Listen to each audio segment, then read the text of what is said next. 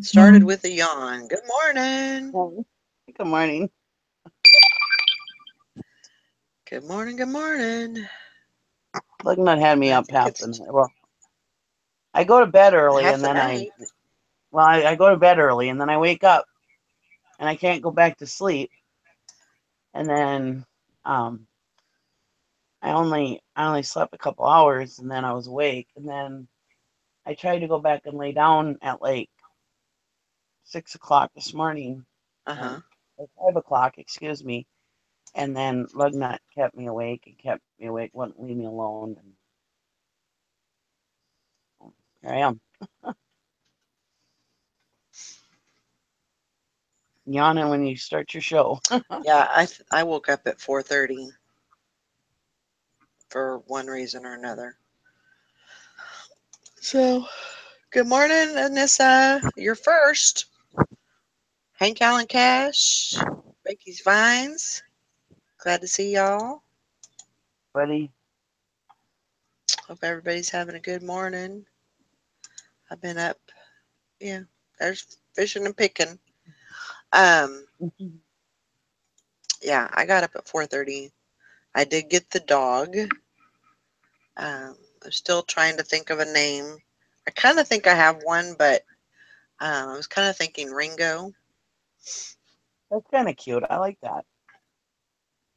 For because number one, I have how when you're like scolding your dog or your kids for that matter, you always use their full name. Well, Elvis is Elvis Presley Cunningham. Roscoe's is Roscoe Coltrane.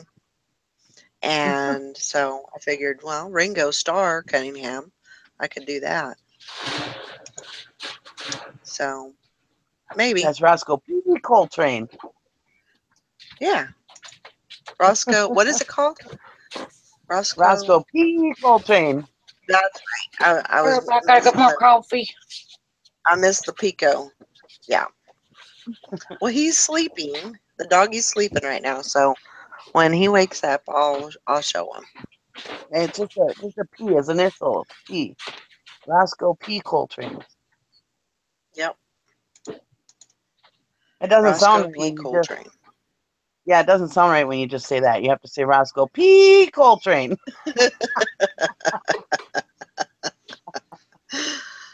So If you're scolding the dog and you raise your voice like that, he's gonna think you're not mad at him. right. Right. That's Well true. play.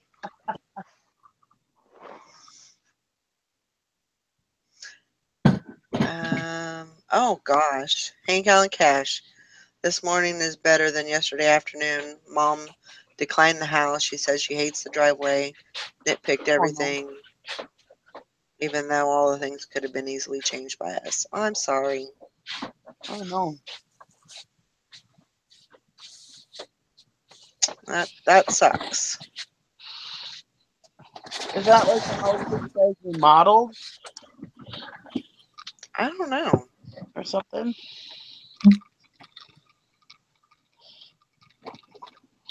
Oh, Yeah, I think I agree too. I mean, if you've helped, you tried to help and find something for her and everything, and um, you know, there's people can it amazes me like if they're if they don't have a home, beggars can't be choosers is my theory. But that's just kind of what I'm thinking. But hopefully, well, things will work out. And I understand you got to concentrate on your business and your, getting your house in order and all that. So that's what you got to think about it. Yep, I know the saying. You can lead a horse to water, but you can't make him drink. so She just you doesn't guys know hadn't what. already What's purchased that? this home, have you? They didn't already purchase the home, did they? I mean, are they stuck with a house now, or I don't know if it was a home that they already had. oh, I'm not sure.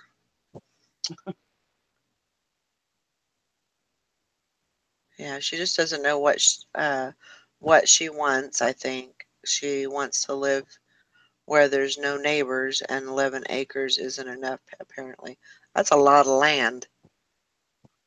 11 acres is a lot of land, Hmm. but if you've got your, if you've got your sight set on something different, you know, Well, them and old you have, people, they want to die with their homes. They don't want to. yeah. They don't like change. A lot of them. I guess she has a house, but she says it's too much to deal with. We're the ones maintaining everything when we Mm. can, which I don't mind, but I was crushed because she was so picky. Yeah, maybe she'll come to her senses. So, you know.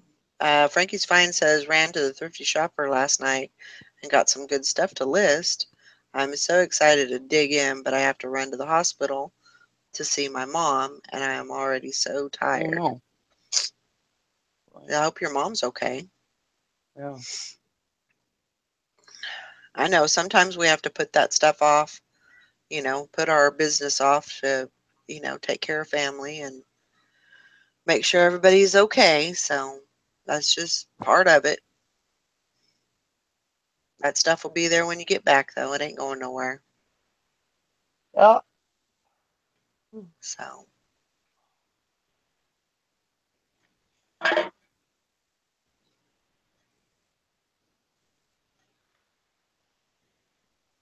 yeah, That's one thing I liked about having stuff in my notebook, because then I could just list whenever. right. That's true.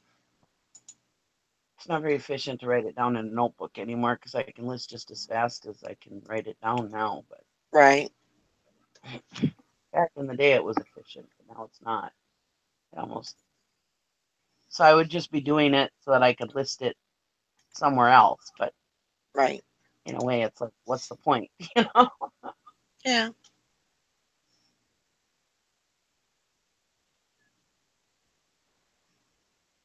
Well, I hope she's doing okay. I mean, her sugar levels are all messed up and kidney infection and now trouble Oh breathing. boy.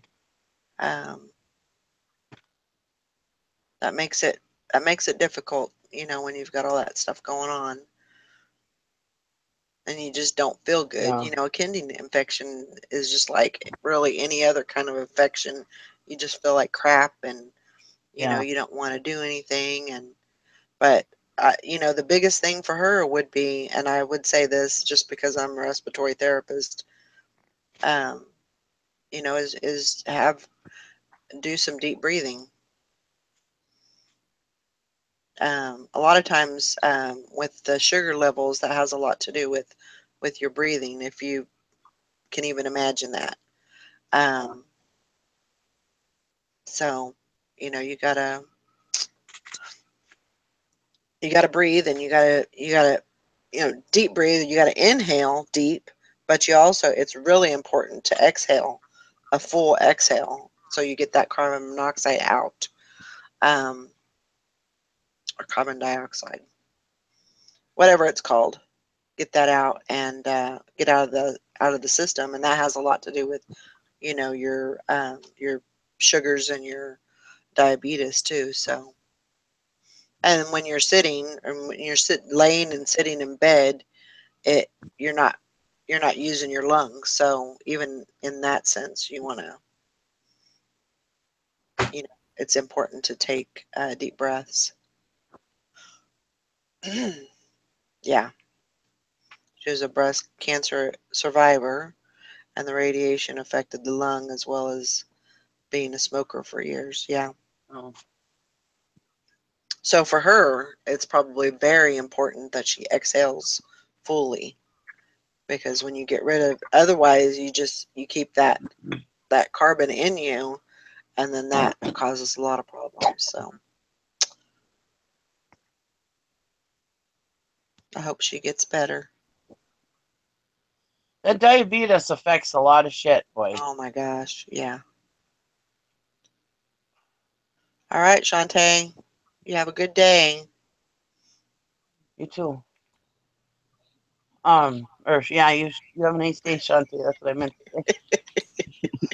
not answering for? Too dang early in the morning, I tell you. God. Let's all go back to bed. Is Shantae the one that has the mom in the hospital?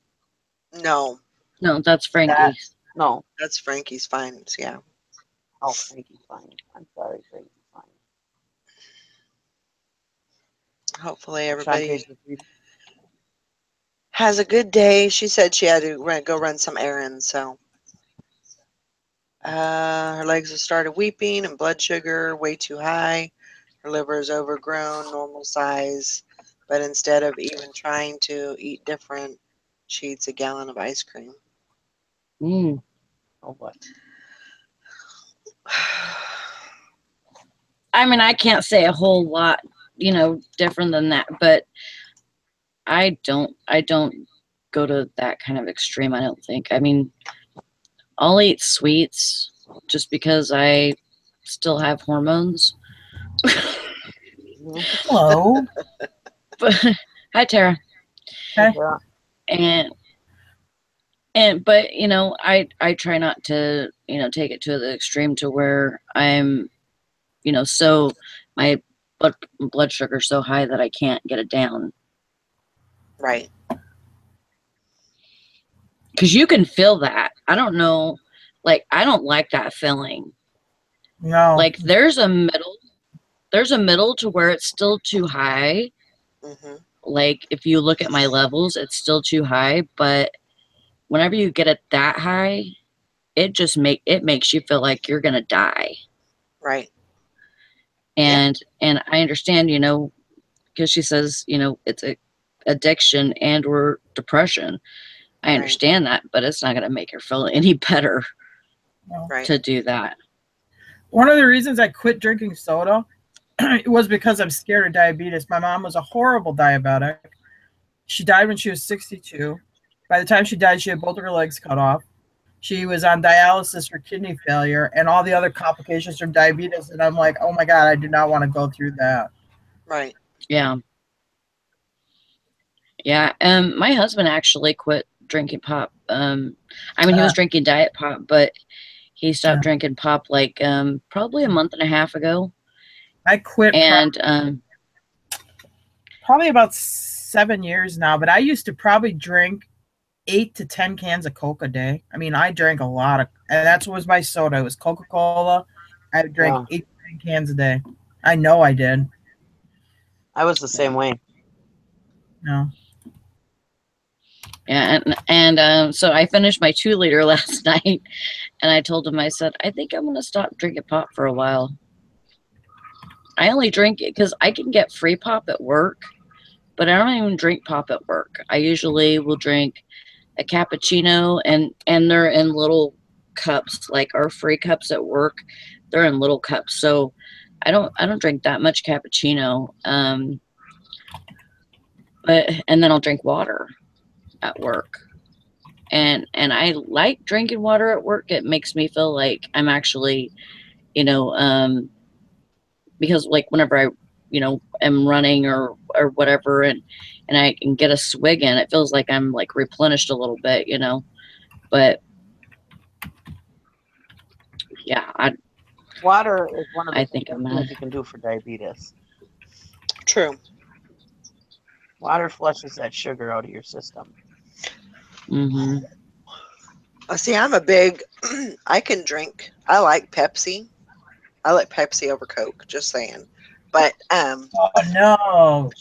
Oops, wait a minute. but I love my sweet tea. And so if Coke is not available or Pepsi not available, Yep. for the most part, I'll just drink sweet tea, and that's what I do. It's probably not the best, but I figure it does have water in it. It has caffeine in it too, but there's no carbonation. There's no, nothing like that. But every once in a while, I'll just crave a Pepsi, and I have to, get that. I crave the carbonation. Do you? Yeah. And that's why I drink like this LaCroix. This is Clairboom. It's It's carbonated water. I get the like fizzy bite of like a soda, but it's not a soda. Now Jim, he won't drink it because he's like, that stuff tastes like shit. I'm not drinking it. But I would think it would be like that water that they have like at Walmart in the clear bottles. Like it's carbonated, I think. Yeah. Yeah. This stuff comes in a can, and I like this is because they don't put like an artificial sweetener in it, because sometimes when they do that in the water, it has that weird, like, not real sugar taste, and I don't like that. So this is supposed to just have a little bit of grapefruit in it, which I like. And if you look at the back, not that I'm watch my calories, but it's got like 0 fat, 0 sugar, 0 carbs. I mean, it's just like drinking nothing. So Right. Yeah, but it's got a lot of salt in it, doesn't it? no, 0 sodium. Look at the sodium. Yeah, Good. 0. Oh, 0 for sodium too? Oh, good. 0 everything. That 0 is good. calories, 0 fat, 0 Oh. sodium, 0 carbs, 0 protein. Anyway. Oh, good.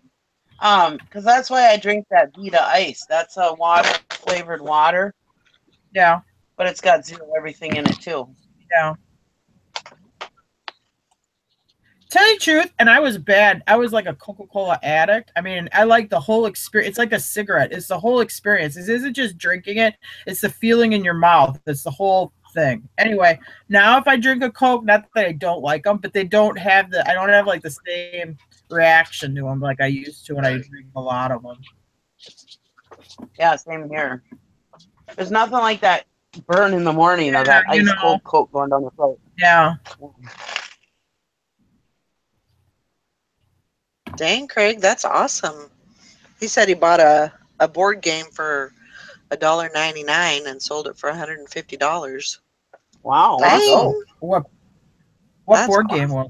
Yeah, I want to know. Inquiring minds want to know. Give us that blowout. But, you know, that's the thing, too, is like the carbonation will give you gas. Yeah. Drinking out of a straw will give you gas. Oh, yeah. Really? Because, I mean, when you're sucking the straw, before you even get the liquid, you're sucking air. And so you get, you know, Makes so sense. I mean, I still do it, but a lot of that carbonated water has a lot of salt in it. You know, it has 0 everything but salt. right.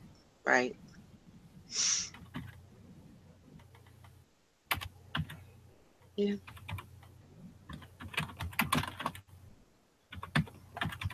And I'm horrible with chocolate. I love chocolate.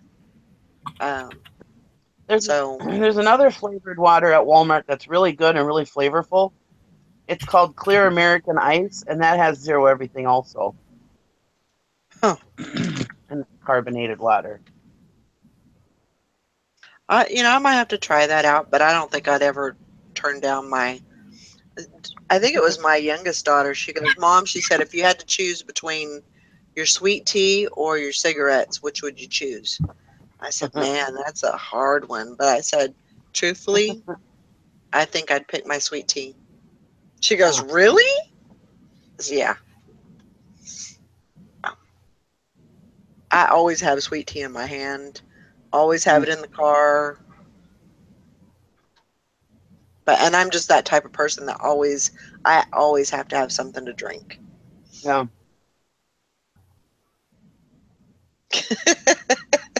Fishing and picking. Great advice, Val.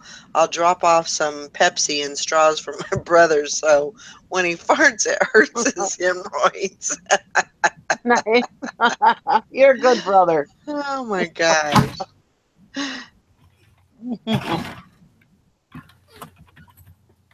You live? Yeah. I haven't seen Craig in a long time. Where's he been at? I don't know. I know these donuts are after you. Yeah. Are you guys in Florida? Are you guys possibly going to get another hurricane up there? Maria or Jose or something. Yeah, I thought Jose was supposed to be right behind the other one. I think that one kind of fizzled out, but I don't know for Okay. that for sure. Oh, that's good.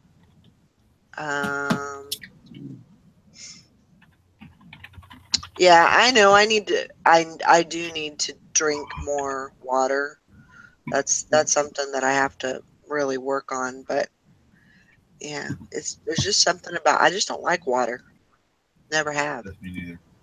Yeah, Once you start Jim right drinking water, once you start drinking water, you'll get used to it. Yeah. now. Jim only drinks Mountain Dew. He's always like jacked up on Mountain Dew. I'm like, that is so not good for you. And he's always like, oh, I'm worried I might get diabetic. I'm like, well, don't drink 10 cans of Mountain Dew a day. The only thing I use water for is to make ice cubes to go on my glass of scotch. Aside from that, and using it and making it the toilet work, I have no other use for water. What Amen. about shower? Oh, yeah, well, occasionally a shower. Yeah, well, that scotch is probably better for you than that Mountain Dew is. Yeah, he's drinking that Mountain Dew Blackout right now for breakfast. Oh my Pitch dark. gosh. Pitch dark. It's got the Sorry, most dye. dye in it. Well, he doesn't harp on me for smoking. He's gonna harp on him about Mountain Dew. There you go. Yeah, I used to do Hey, he both. used to be a big smoker. There was probably a time, Nikki, where he could outsmoke you. When I've met him, he probably smoked 3 packs a day. I don't like to do anything in a small way. I like to. When we first started dating, because he thought, oh, I'll help the little lady stack hay. And I'd be just like, okay, I'm just kind of throwing down the bells. He'd be like, all freaking out. His face would be as red as a cherry. He'd be like profusely sweating. He'd be like, stop trying to rush me. I'm like, okay, I think I'm just working normal speed, but okay. I mean, he'd be like totally freak out. He was so out of shape. He couldn't do anything. He couldn't hardly move around. Hey, I could bartend. Yeah, that's about it.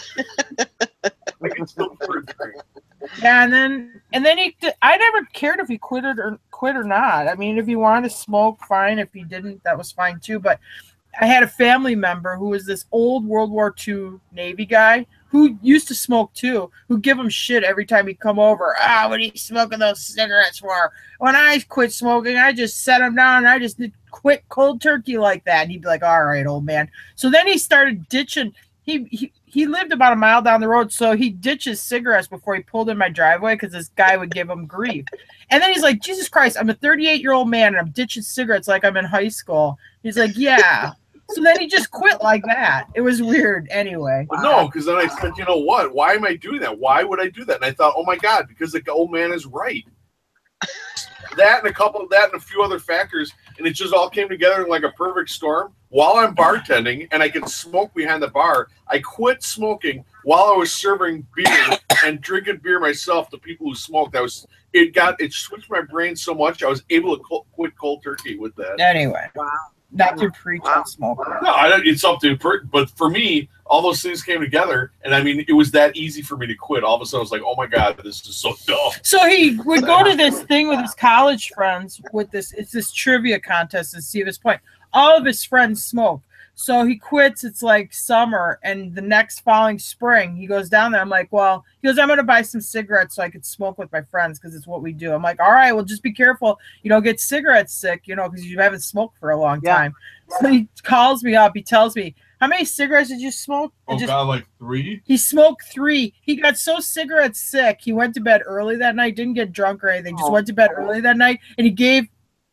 Did you buy a carton? No, through one of those 3-packs. He got a price of 2 or whatever. Yeah, he got one of those 3-packs. He gave the rest of his cigarettes away because he got so cigarette sick from smoking those 3. Anyway. Wow. Well, that's good though. I mean, at least he got sick because then it didn't make him start again. Right. That was a final cure for me. Well, you're supposed to pace yourself when you go back to smoking, not just hammer 3 in.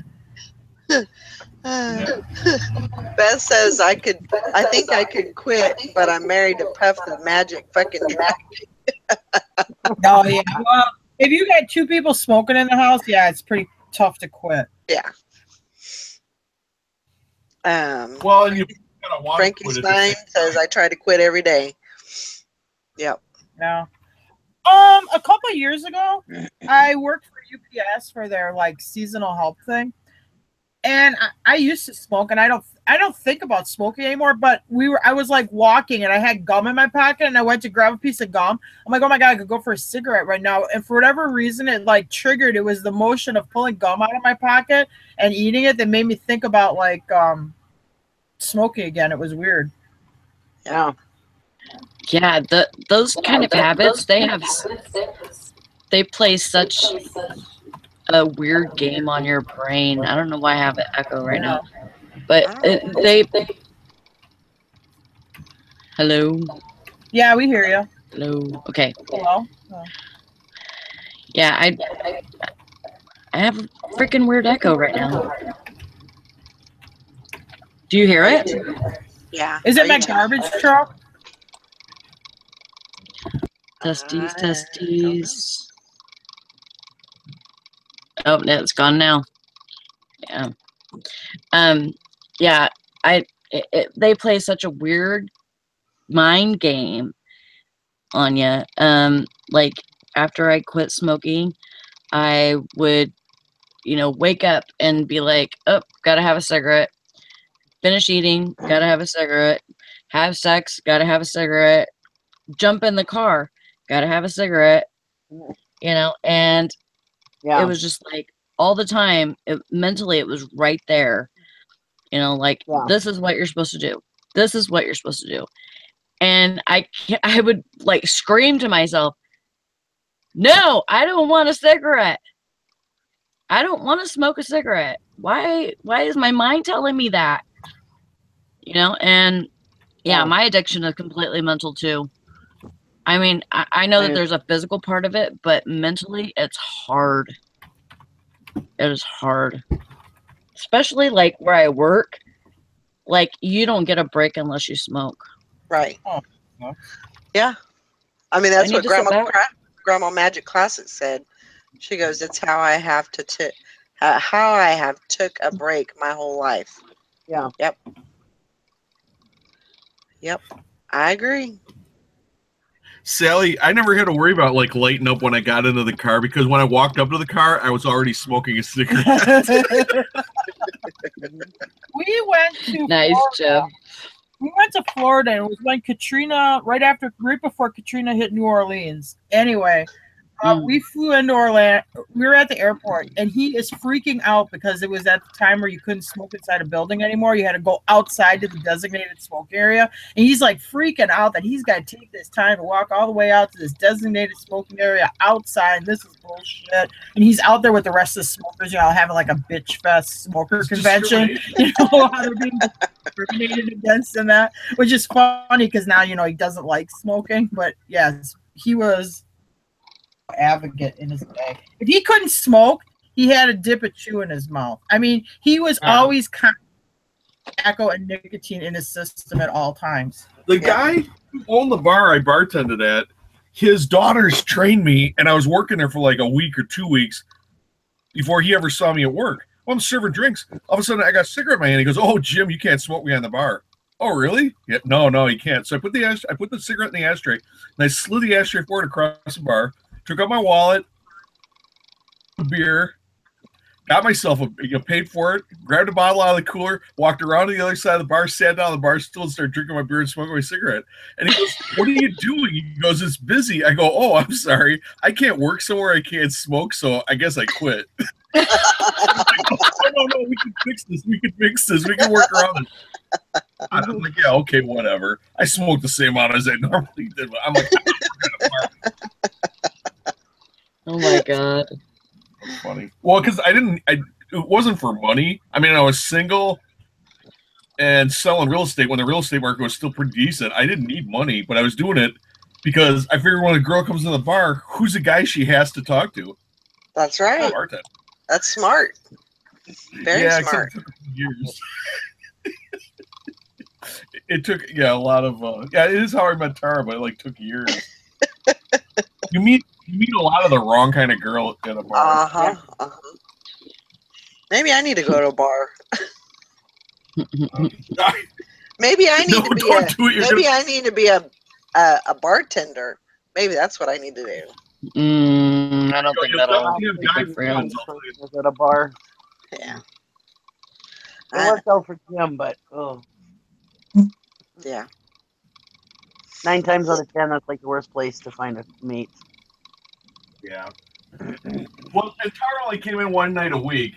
The bad ones were the ones who came in like every night, you know, the cougars who were on the hunt, you know, and they're in there like, I don't know, 4 or 5 nights a week. Those are the ones you want to avoid. Yeah. Danger, danger. Grandma Magic Classic says she ordered a vape pen. Gonna try that with the Chantix and see what happens.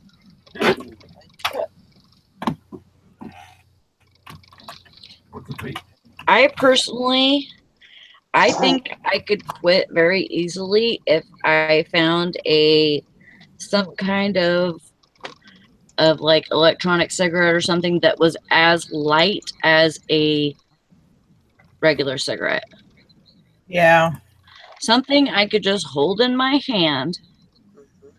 But if you get an electronic cigarette, they're too heavy. Like, it doesn't feel right. It's not the same. Well, I bet you'd be able to find one on the internet. The problem with those is you're vaping in liquid and you end up with bronchitis all the time.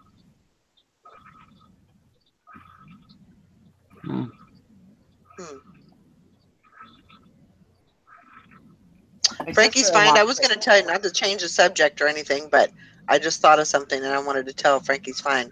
So the thing is, you know, when I was talking about breathing and, you know, taking deep breaths, you know what, a great way to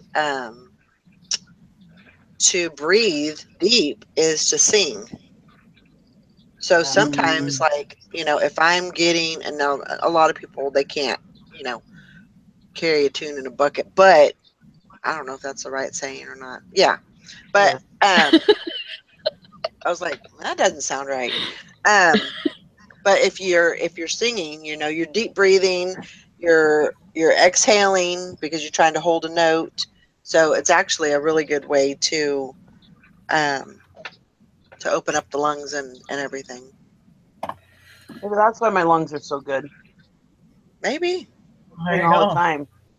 I know when usually when I'm feeling kind of just, you know, like my lungs are kind of, you know, crappy or whatever, I'll put some music on and, you know, a good song that I can sing to, and I'll bust out a few notes. And yeah. Oh, I love that song, Beth.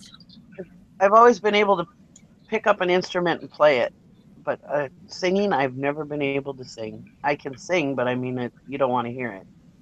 That's okay. Horrible. It's I okay. always played instruments. You know, Grandma Magic Classics, you have to keep trying. Well, I mean, when you get to that point, you're at that point where you want to quit. Yeah. You have to keep trying. Don't think of it as a failure. Think of it as an experience. And, you know, each time that you try, then, you know, you learn a little bit more about it, and you'll get it. You'll get it. Yeah, and also, how about if we all try to quit smoking together and then talk about politics and religion? No. There you go. No, not gonna work. Sorry. But it won't go as smoothly as it did yesterday. Probably not. Yeah, especially if we're all non-smoking. We're gonna all be absolutely. We're gonna be pissed off. You know what I did to quit smoking last time was I got super high. Nice. Yep. I smoked some medical marijuana from one of my friends, and yeah, I mean, I took 2 drags and I was high for like 9 hours. And yeah, and not just a little bit. It was like to the point to where my kids were messing with me because they knew I was high, and I have adult children, you know, so you know they're all good and everything, but they were messing with me, and I was like, you know, I was higher than I wanted to be. So but I decided this is gonna be my last pack. I'm done with this shit. I'm tired of it consuming my life. And I just had a little talk with myself, you know. And somebody actually came over to visit me, and I told them, yeah, I'm quitting smoking. And they're like, oh, really? Yeah, I'm quitting smoking after this pack. And I was just like, for sure, gonna quit smoking. And I smoked my last cigarette, threw away my pack, got rid of my my ashtray that was in here. I was done for 8 months. And if you ask my kids, they'll tell you that it wasn't 8 months. They think it was only like 3 months. But I'm like, no, I know it was freaking 8 months. I am positive it was 8 months. Yeah, I've tried hypnosis before too, like 3 times. Didn't help.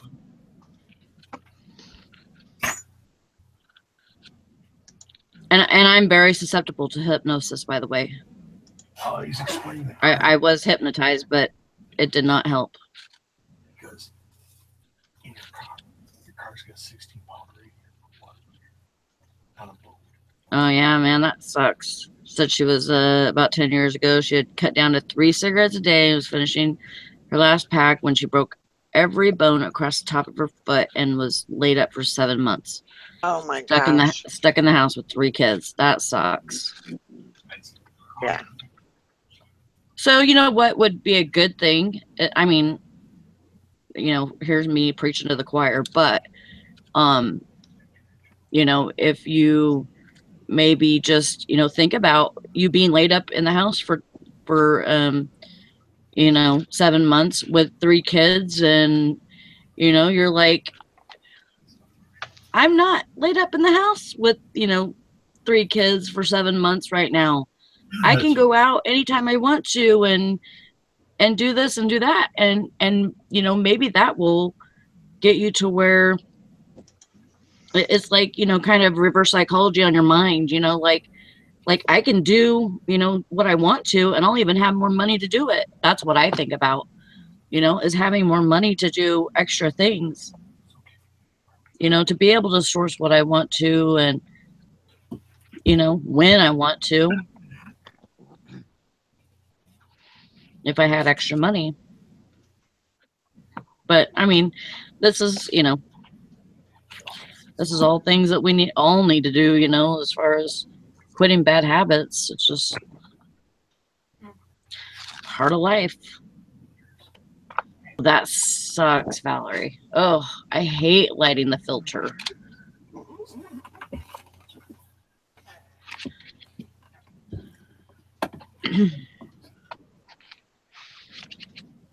And I've been, you know, trying to work on my husband a little bit here and there too. Like, you know, one week I'd be like, I'm almost done smoking. We need to quit. And we'd be low on money anyways. And then we'd get a really good sale.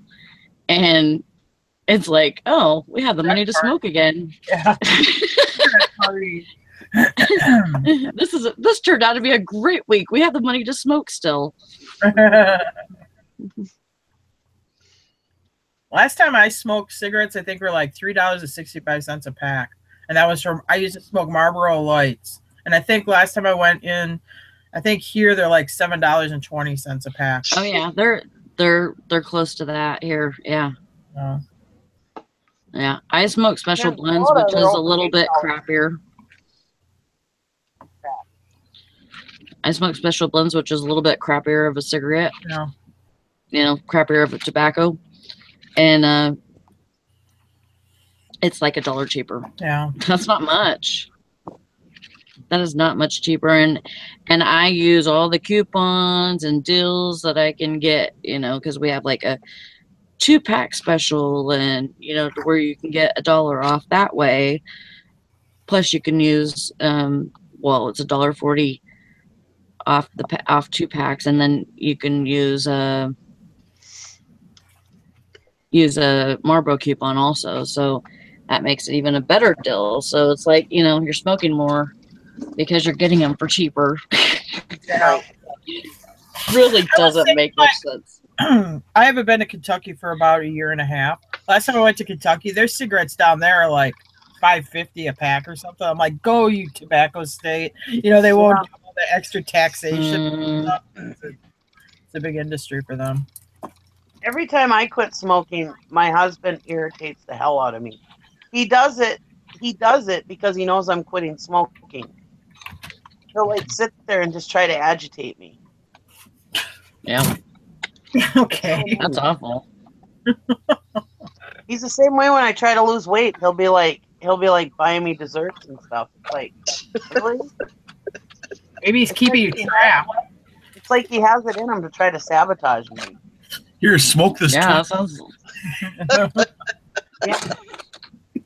sounds like he's trying to sabotage your ass. Maybe he's Sure. worried you're gonna go find some younger guy or something, so he's trying to keep you at home. Yeah. Just made me think of this. I have these American Spirit coupons, and I actually like these cigarettes. Okay, and it takes longer to smoke them. Actually, I can't smoke the whole thing. And when like if I'm smoking a cigarette, I can't smoke the whole thing. Like once I get down closer to the filter, it's like it takes longer. Like it's harder to inhale, I should say. So I'm gonna Whenever get I some of smoked those. I felt like I was smoking air, and that just didn't do it for me. So You might have had too light of a cigarette or something. yeah. Me, when I smoke, most of my cigarette just burns up. I really honestly don't take drags that much off of my cigarette. So you're basically wasting cigarettes.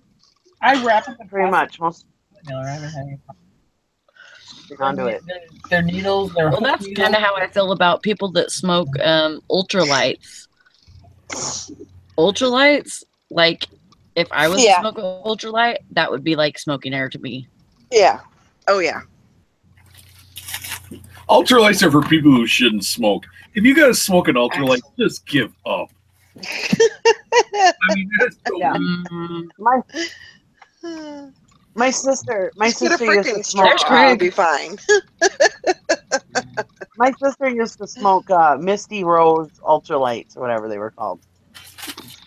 And she'd have my husband stop and get her smokes, and he used to hate going in there asking for Misty Rose.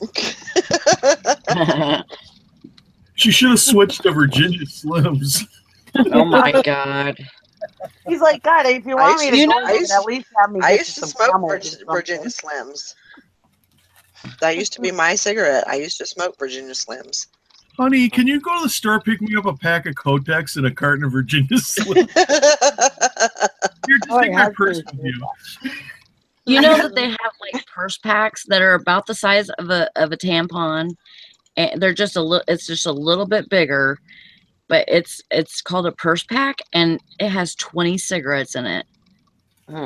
It's about the size of a tampon. Wow. I didn't know that. Those cigarettes are tiny, but you know what? They're about $9 a pack. Oh yeah, crazy. Yeah, you got to be high when you're buying that stuff. You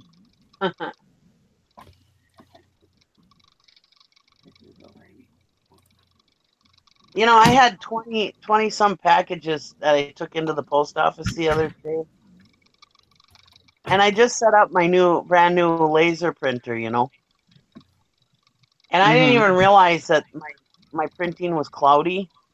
Well, here the poor lady at the post office had to enter them all in manually because none of them would scan. No. I go in there yesterday to drop off my packages, and she's like, "Did you fix your printer yet?" I said, "What do you mean?" She goes, "You need to clean your printer." I said, "It's brand new." She goes, "Well, you must have some styrofoam in there or something from the packaging because I had to enter all those packages in manually." Oh my gosh. So if any of my auction people are out there right now and you still haven't gotten your package, she said chances are those packages got delayed because they have to be entered in manually the whole entire way. Oh wow. Oh no. But they sent them all most of them priority. So they should have gotten them within a couple of days, you know. Yeah. Fishing and Pickin says trick your buddies into thinking they're getting drunk off of non-alcoholic beer. I did that once. He took me to Orlando. He took me to this thing. It's called Arabian Nights. It's like this sappy horse dinner theater play thing. Anyway, so he gets these like VIP tickets, and it was all the beer you could drink. So I'm like, geez, Jim, I'm not really getting very drunk on this beer. He goes, oh yeah, well you gotta drink twice as much because it's Busch Light. You won't get drunk on it. So we're drinking all this beer, thinking we're really gonna get drunk. We wake up the next morning, like my sister drive us. yeah, because we're planning this big drunk. Anyway, so we get up the next morning, like, God, I'm not even like hungover or nothing. You know, I don't even feel like I drank. He's like, oh my God, they tricked us. It was NA beer. It was NA beer. Oh my God. I looked at other people like ordering pitchers of beer, and I'm like, nobody's really getting rowdy or what you think.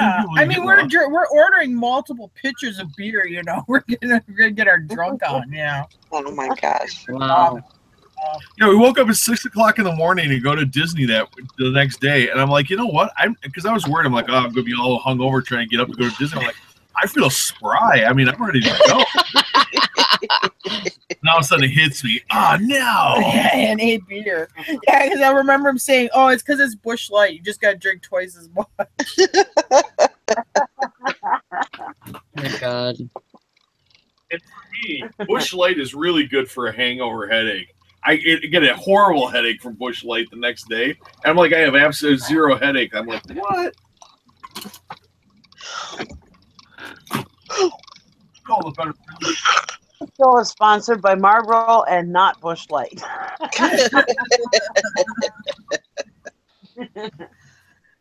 Well, I'm glad your fingers. She said she burnt her fingertips. 6 of my 8 fingertips. Oh my God.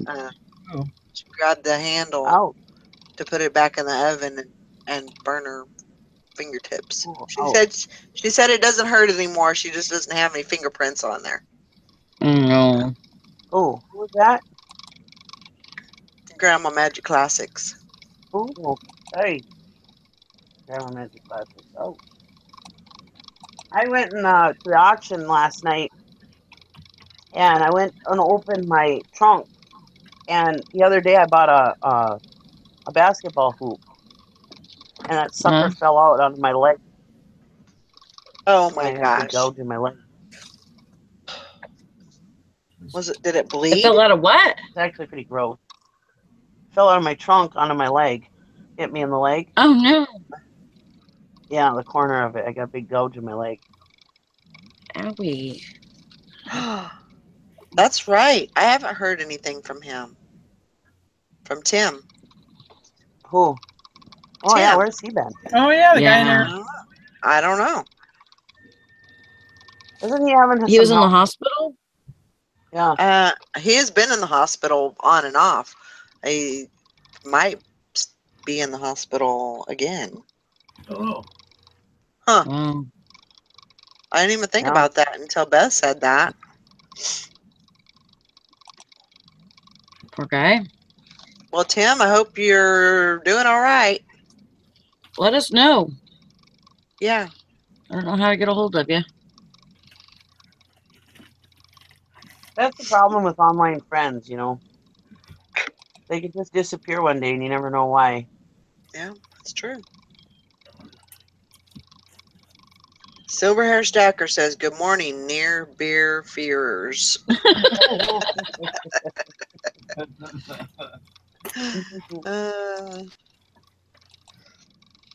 You're too funny.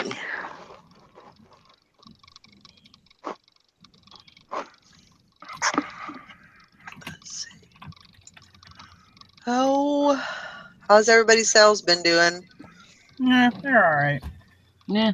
Well, they're actually good. But they're good. We have bills that are bigger than our sales. Yeah. But actually, I can't blame the sales. I blame the bills. I don't know.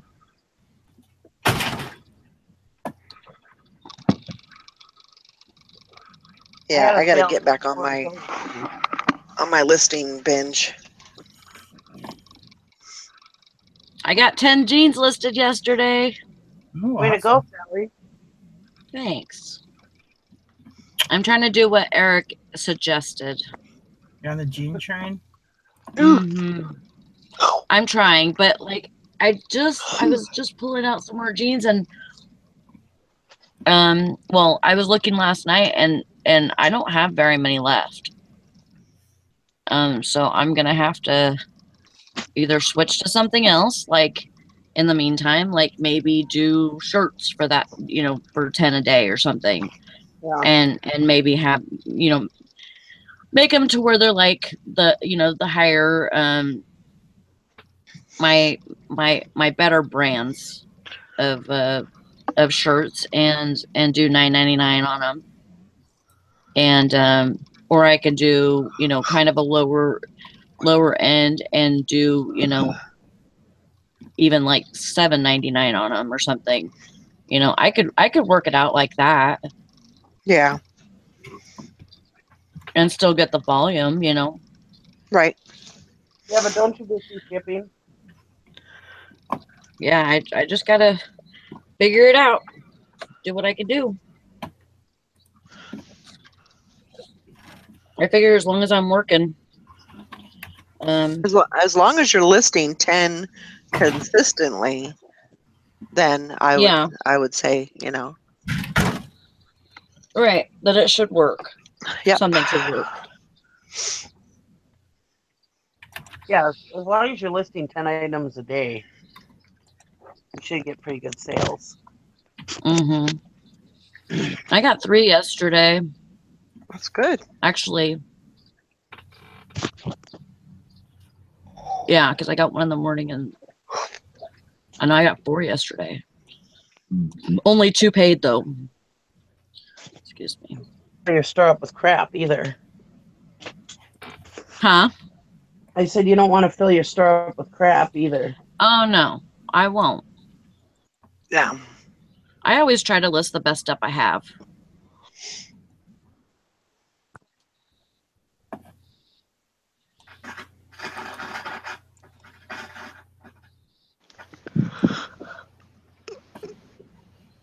Oh, sorry.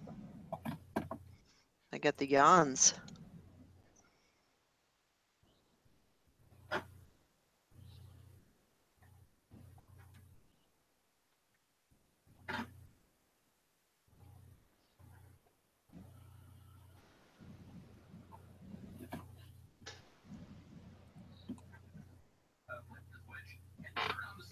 There you go. That's a good idea, actually, Grandma Magic Classics.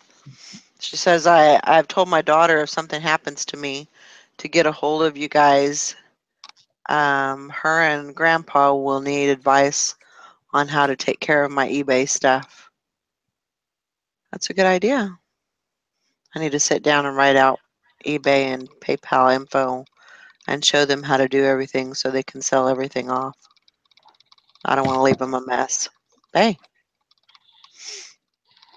That makes sense.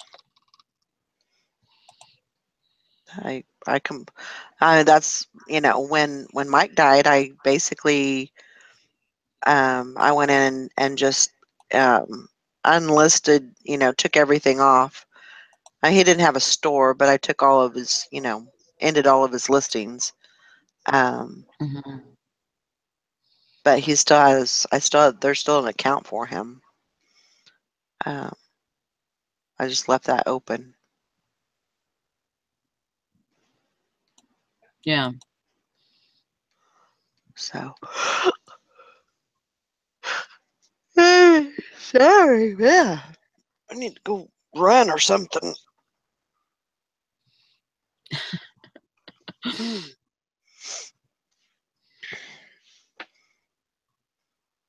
Good morning to Crazy Card. Hope you're doing good. Thrift Daddy. Robin says she's at work now, so she won't keep losing the show.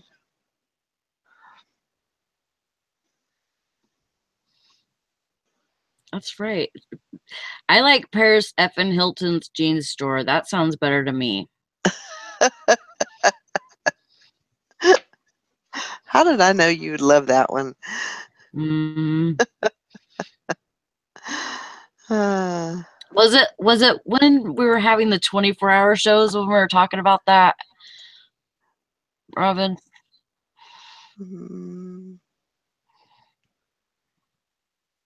What were you talking about? Why that's my nickname? Oh, yeah. I think I was telling Robin and Steven about that. Yeah. During the 24-hour show. Yeah. Resell Tessa says, when my dad passed, we went in and changed the contact information for his eBay and PayPal over to my mom. She uses it now to sell off his belongings and tools. Yeah. That's a good idea. Yeah. Tessa, can you, if you want to email me, I guess. So, I need to get your email address. That's what I need. And that way I can contact you in the morning for the show if you still want to come on. So, What was Tim's last name? Gerhart. How'd you I spell think. it? G-E. I think it's Gerhart. That may not even be it, but I think that's it. Hmm.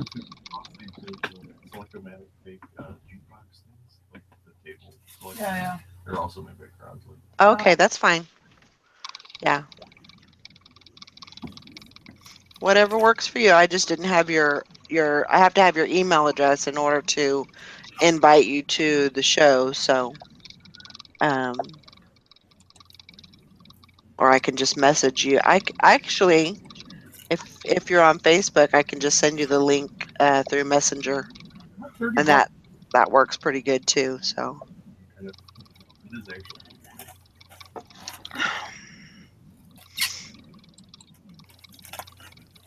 yeah, I got a lot of listing to do today, but I also have a lot of. I have not mowed since I left for North Carolina. It seems And if like you know Valerie, she's addicted to mowing her lawn too. I have. I mean, it doesn't look horrible, but I like to have a nice yard. I like to have it, cut and all that. So,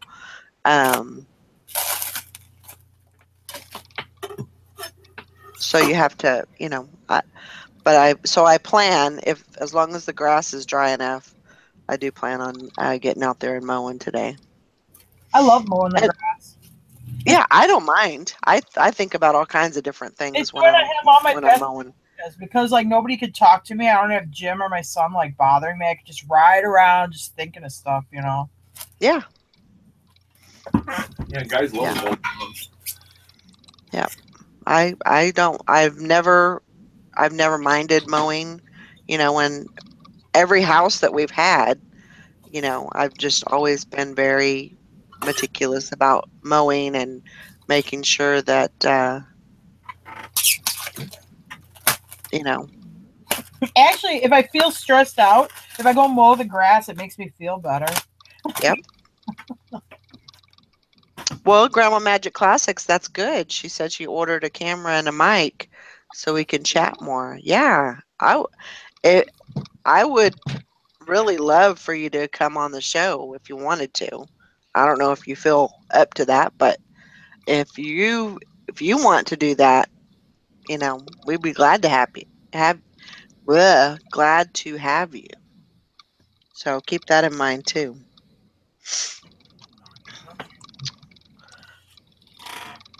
But yeah, it seems like ever since I got home, it has rained a little bit every day, and so the grass. I don't like to mow wet grass because it gets all clogged up and just makes a big mess. So hopefully it'll be dry enough today where I can mow. Just got a lot of little things I need to get done, but my main goal today is to list and to mow. Those are the two things I'm doing. Grandma Magic Classics, I am sure you've got some stories. That would be awesome.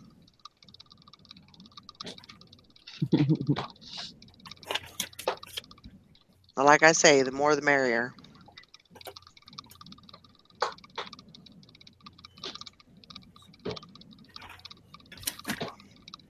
Yeah, we like to get to know people. Absolutely.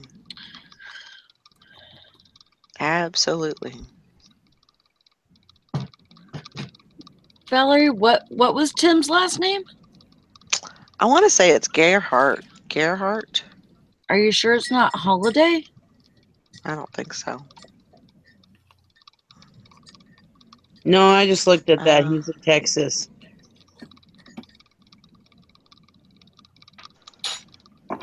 Who is? Tim Holiday. Yeah, Tim Holiday. Oh. Yeah, I'm not even seeing him in the group. Maybe he's in Dusty's group. Maybe. Well, he does videos, and he hasn't done any videos for a while either. You never know, a guy could be building a house, or I mean, there could be something else going on, just not help related. Yeah, he's Tim Tempe Gerhard. Yeah. That's Tempe. Yeah, but I know that he had, not to say that, the only reason why you're not on the show is because you're in the hospital, but I know that he had some medical problems, so. Yeah, hopefully he's okay. Yeah.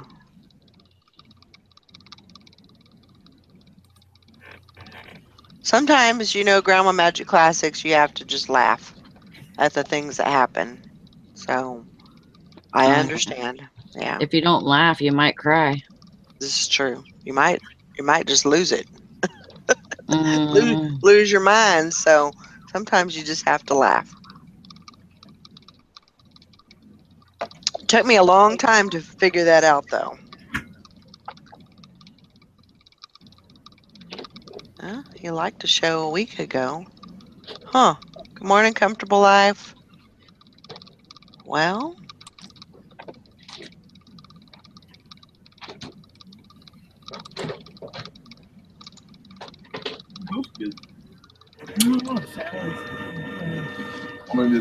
This morning it was kind of weird because I went outside when it was still dark, and so I have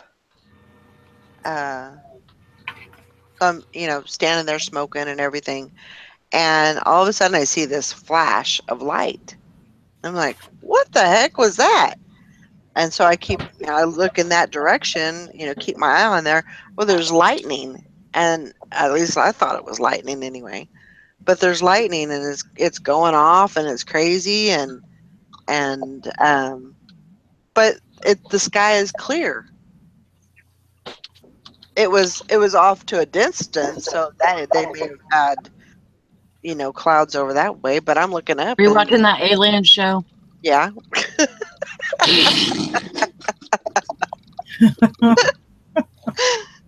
I was watching it at the same time. Wasn't that some shit though? Yeah, it's pretty good. Actually, I need to watch it again because I didn't get the whole. I mean, I got the gist of it, but Yeah, there's a lot of details. All right, Silverhair. That's why you should always wear clean underwear in case you're going to get abducted by aliens. Right. Make sure you wear your Chipotleways. And if you know what that means, then you're my type of person. I don't know what that means. I don't either, but it sounds hilarious. It sounds like one of those things I'll be sorry you asked. It sounds like a taco. Chipotle. I don't know. No, Chipotleway not taco. I I don't know what that is. It's from South Park. If Oh. people were eating all this Chipotle stuff, and so and they kept having blood in their underwear, so then they would wear Chipotle. It's called Chipotle, like a pad to keep the blood stains out of their underwear. Oh my gosh. I hate South Park. I love South Park. It's fucking stupid. hilarious. It's stupid. Never liked them. It's stupid. I love it. Oh my god. Tyler's gonna kick me out of the show because I love South God. Park. I love South Park. I haven't watched it for a while, but I do like it.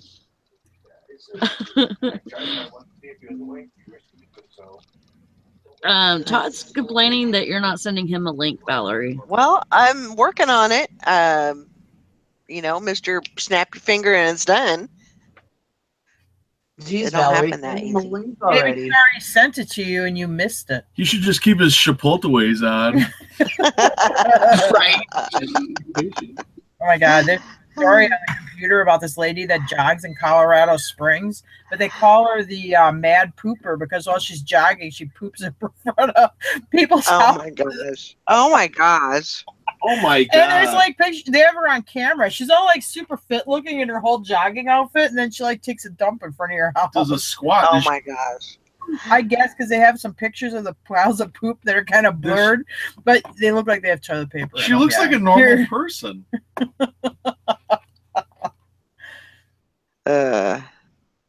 Yeah, I would definitely call the cops on that. I mean, I'm pretty easygoing, but You poop in front of my you do house. it down you dookie at my front yard. You are getting the cops called on you. If I catch my dogs eating your dookie, you're in for it. Oh, good lord. Okay. Well, you know how dogs are. Yeah, I know. People carry all sorts of weird diseases. Join this conversation, Todd. Okay, where's Nikki? I'm right here. You right here? Oh, wait, I gotta mute my side chat. Hang on. There's the hand.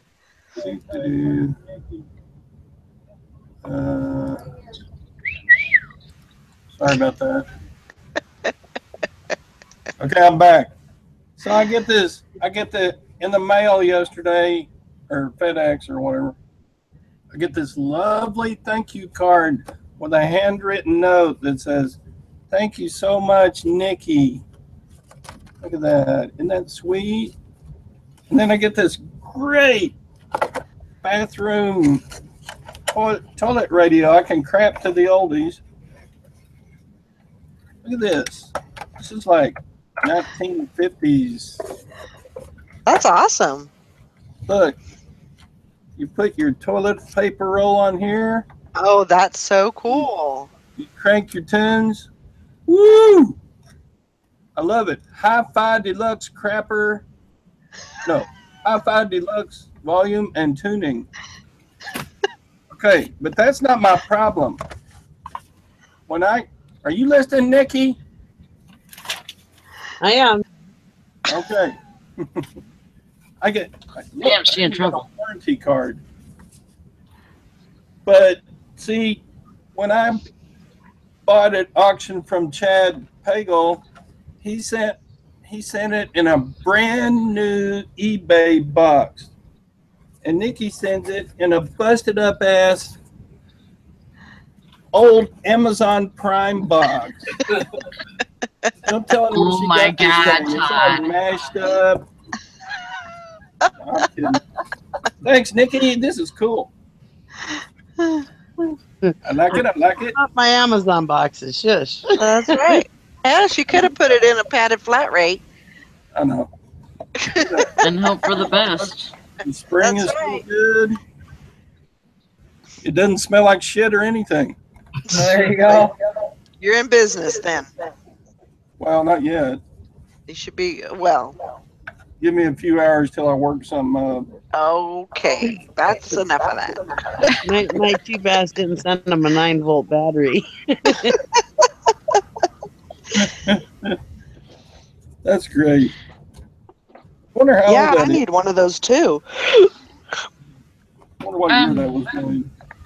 So I was on Dusty's show for a little bit this morning watching that. Trader. And was talking to shut up.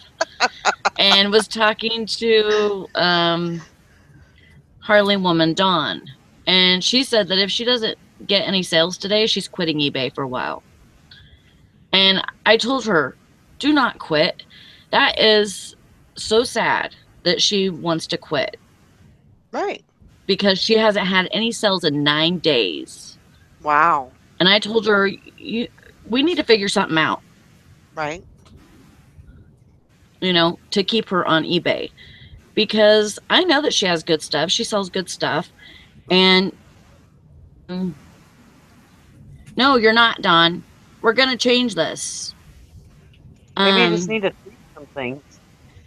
Yeah. I mean, that's what I said. I know you said that you can't afford it, but you can totally change this around. She says that she's been doing Markdown Manager and promoted listings. Maybe try changing your prices, or you know, adding some keywords to some titles. You know, just do some minimal changes and see if that helps anything. She said she's still listing. But I would really like for you to try and give it a little bit longer, Dawn.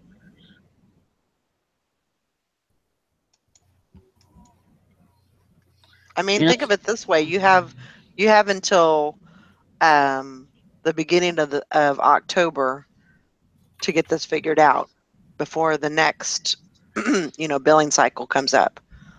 Just think of it that way.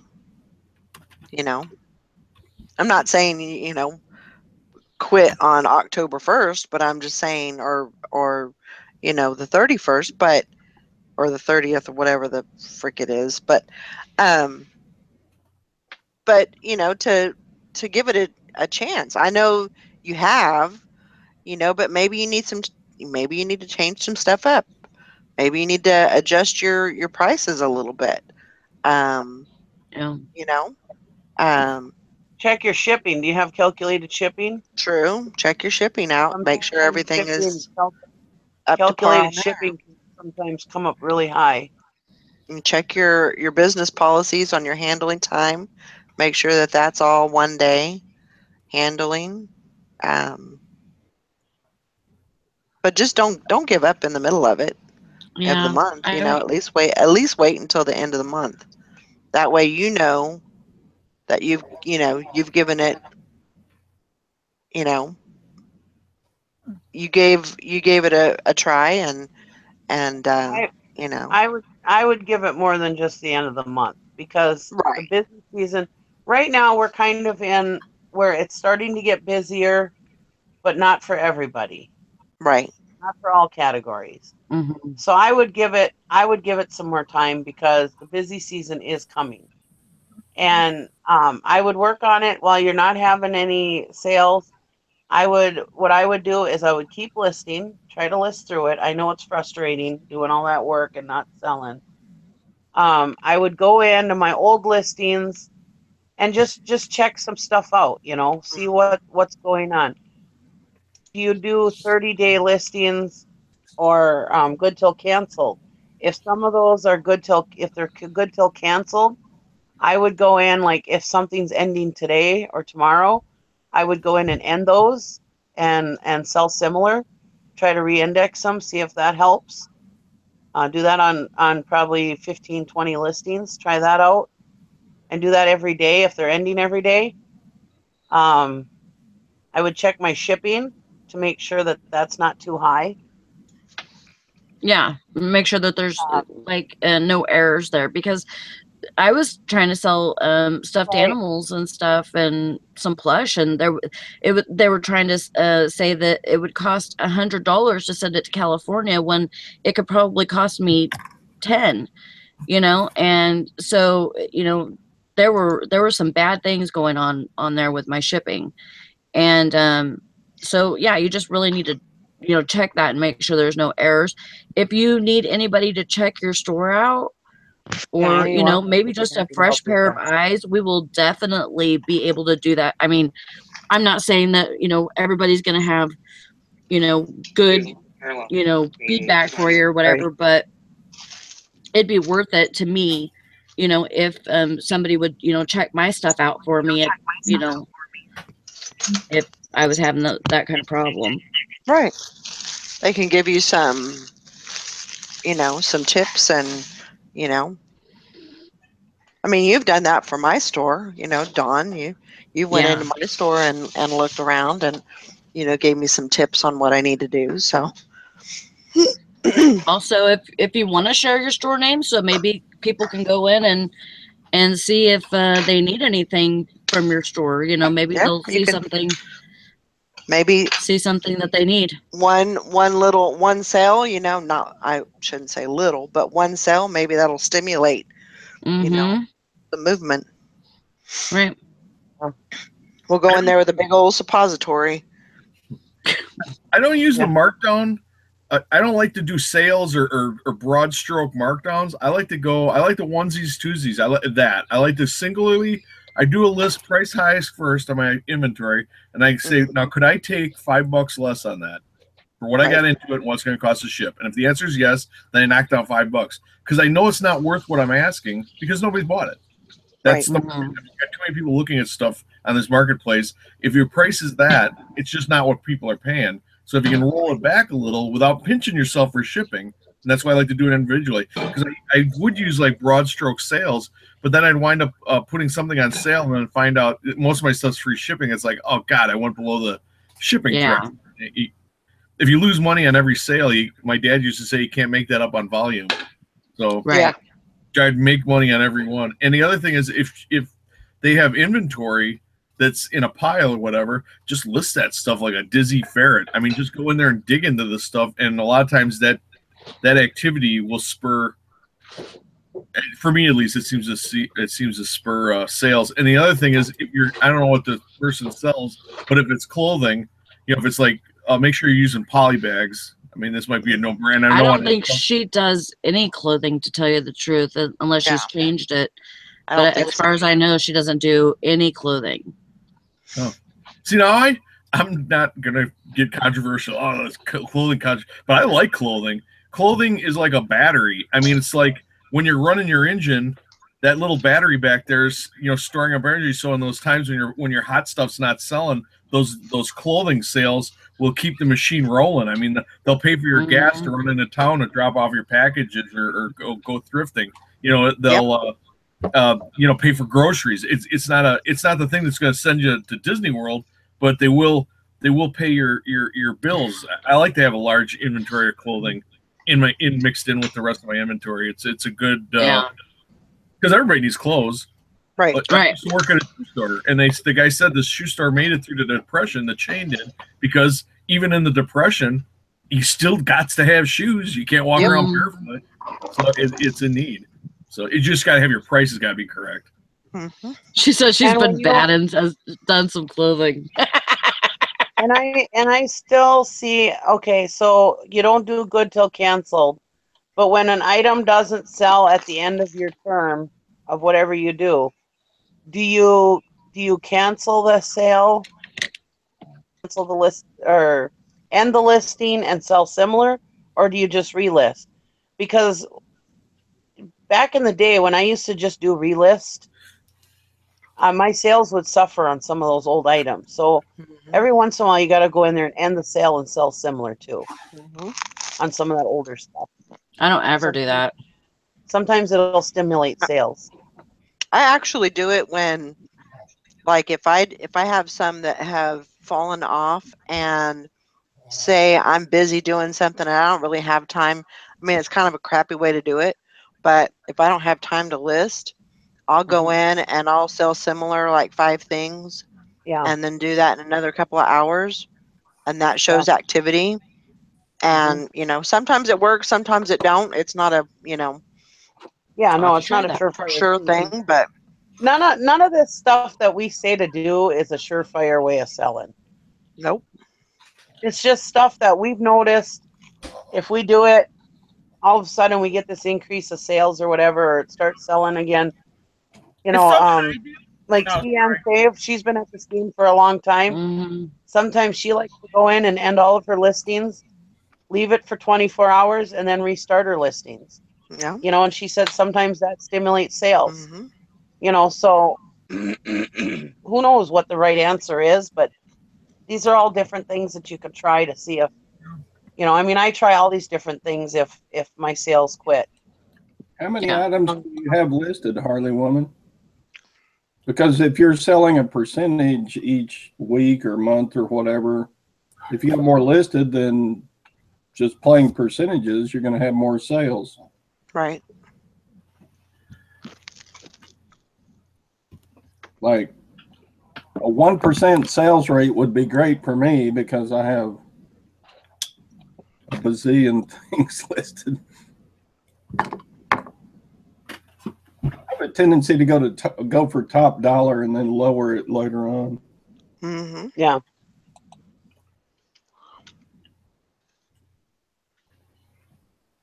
But I wouldn't completely, give up. I know sometimes it's, you get tired. Maybe you just, maybe you just need a break. But don't completely give up. If you need a break, take a break, but don't just, close everything off and I mean, you put a lot of time, effort, into your business, and it would be a shame just to, piss it off to, just keep on trying, give it a chance. I've said, and I'm saying it again, I'm not sure Cassini even exists. Okay, and it might, and the things people do may help or whatever. But I mean, I go old school. It's a law of supply and demand, and the best way to increase demand for your item is to drop the price. It's either two things sell things: exposure, people knowing you have it for sale, which I think eBay does a good job of, and price. So if the price is right, the exposure is wrong, or if the exposure is right, the price is wrong. And typically, in my case, when I see something's not selling, I investigate. It's typically the price. Yeah. So if you're not into it for too, or even if you are into it for too much, just because if you pay $20 for a lamp and you find out it's only worth $15, the best thing you can do is go sell that lamp for $15. Now you may think, well, I lost $5. No, you got 15 back. Now you can take that 15, go to another auction or thrifting or whatever, and go make that money back. If you leave it sit in your inventory at overpriced, it's not doing you any good. I mean, it's just parked there. You got this, and for some people, it's tens of thousands of dollars worth of stuff just sitting there because I'm too stubborn to drop the price, Right. or I'm into it for too much, and I feel I'm not able to. But unless you're going to lose money on shipping, you are able to, because if you need to get that liquid cash out so you can go reinvest and buy new stuff. Yep. So freshen up the inventory. So, and that's got nothing. The Cassini things, I mean, I try them. I try every one that comes up to see if it'll work because I like making money. But I think for me, it always goes back to it's usually price correction is usually the biggest obstacle, because you can sell manure if you have enough of it and the price is correct.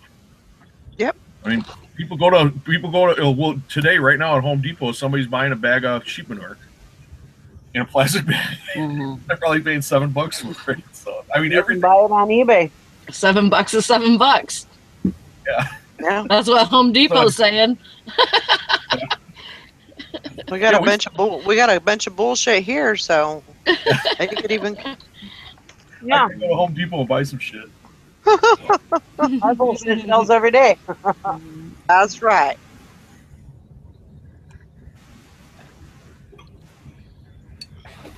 Yep, the local turkey farm sells There you go. turkey manure for $100 for a, what do you call it, a yard?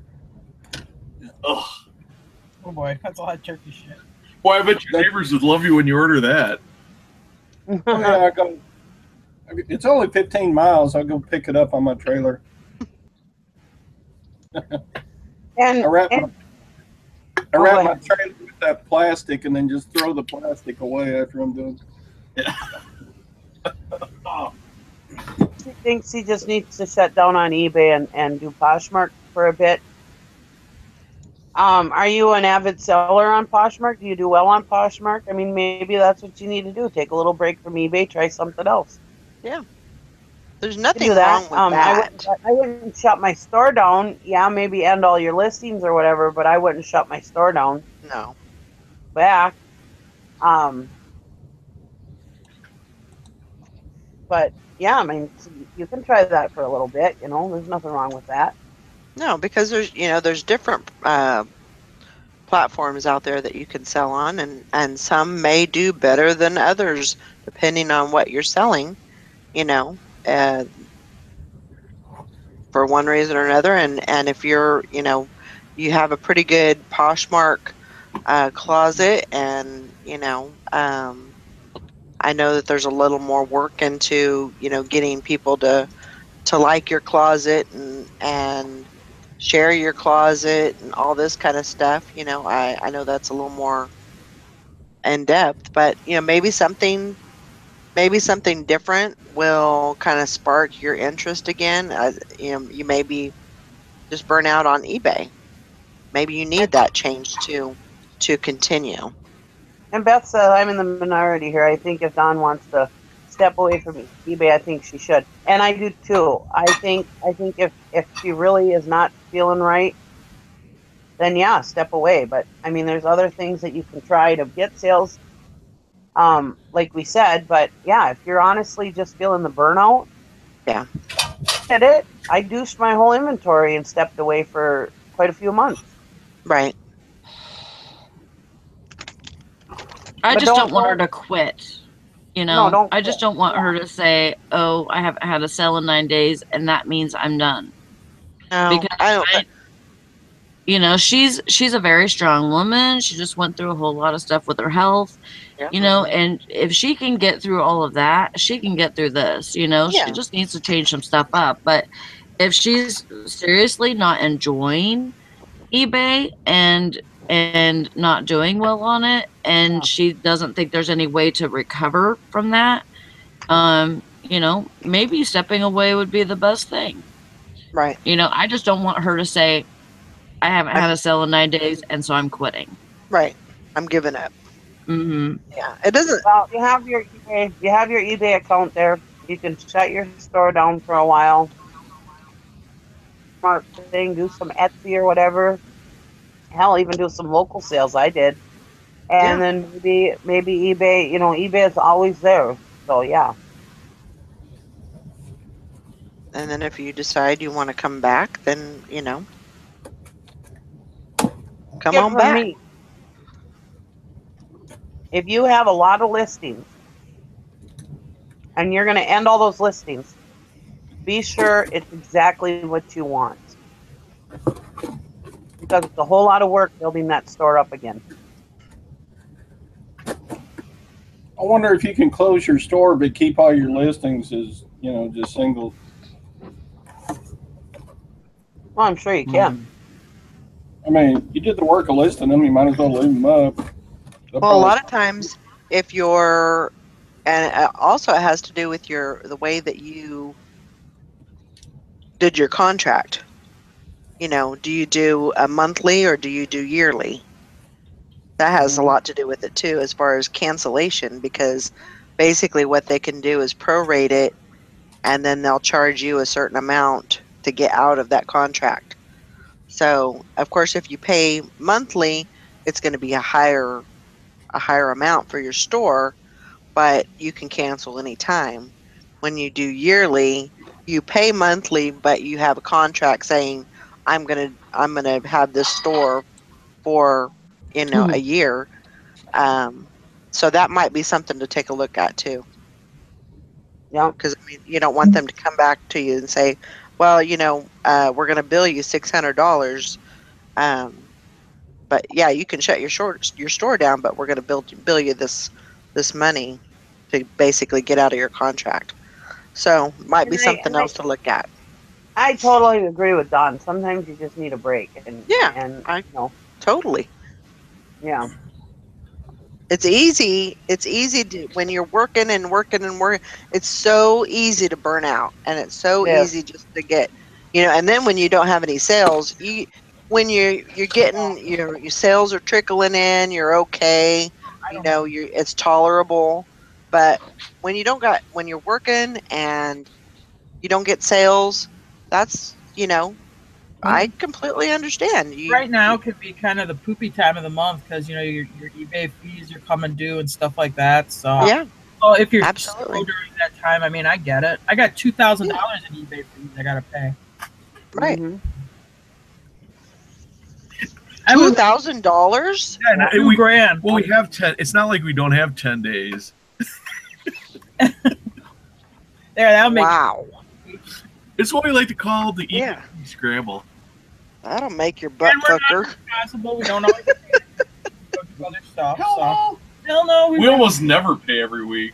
It's like Viva Las Vegas. We gotta use that money for other stuff, but now we gotta hold our feet to the fire and make this money. Yeah, and then the bank wants a mortgage paid and all that stuff. You know what I mean? Yeah. The bank could be. Yeah. Electric Yeah. bill, Utility internet company bill. wants their money. I'm like, what? I need to use that money for auctions, not paying an ass.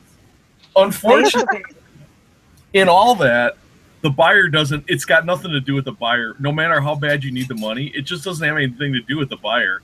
So the only thing that's going to attract the buyer is a price that the buyer is willing to pay or whatever to make this stuff flip. So even when it's like, oh, if I could get more for this stuff, I could, but you can't. You just got to list more stuff. And I mean, hopefully, if you're fortunate, you have some stuff in the garage or in a back closet or something you haven't gotten around to listing yet. You can just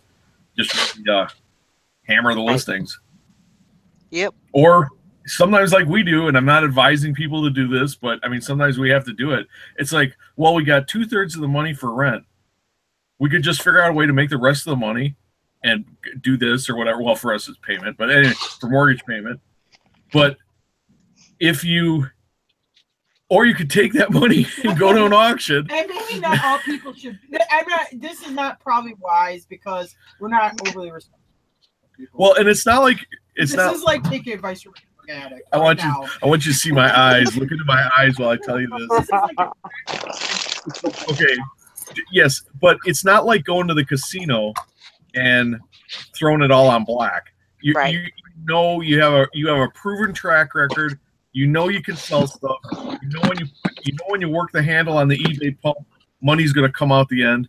So sometimes you do take that gamble. You take an asset that you probably should have used for, or that a normal person would take and apply to commitments, and then you go to an auction. But then you triple the money, and it's like you wind up paying the bills with somebody else's money. So that's more advanced, and a little bit more dicey. And I'm not sure I should have even said that, but anyway, that's it. Well, it's what we actually do sometimes. So it's good to have a cash cushion, if you have that. But if you don't, sometimes you got to do what you got to do. Yeah, absolutely. Okay, and I don't know what kind of disclaimer. Well, and this business haters gonna hate. This business is it's a risk taking business. I mean, you're. I mean, even if you have got a good track record with auctions, and you're going to probably find something that's going to be good, that you're going to be able to sell and make your money back plus some. It's still a risk, Yeah. So I believe that this business it's risky. Yeah. So I don't know. That's all I got to say about that. I mean, it depends on what you sell too. You maybe have a limited audience for the things you're selling. True. If all I sold was AM radio toilet paper dispensers, I might be trying to sell to a small audience. I don't know. Right. I mean, everybody in America maybe want one of these, but maybe some don't. I want one of those. Depends on I what definitely want one of those. I'll sell it to you.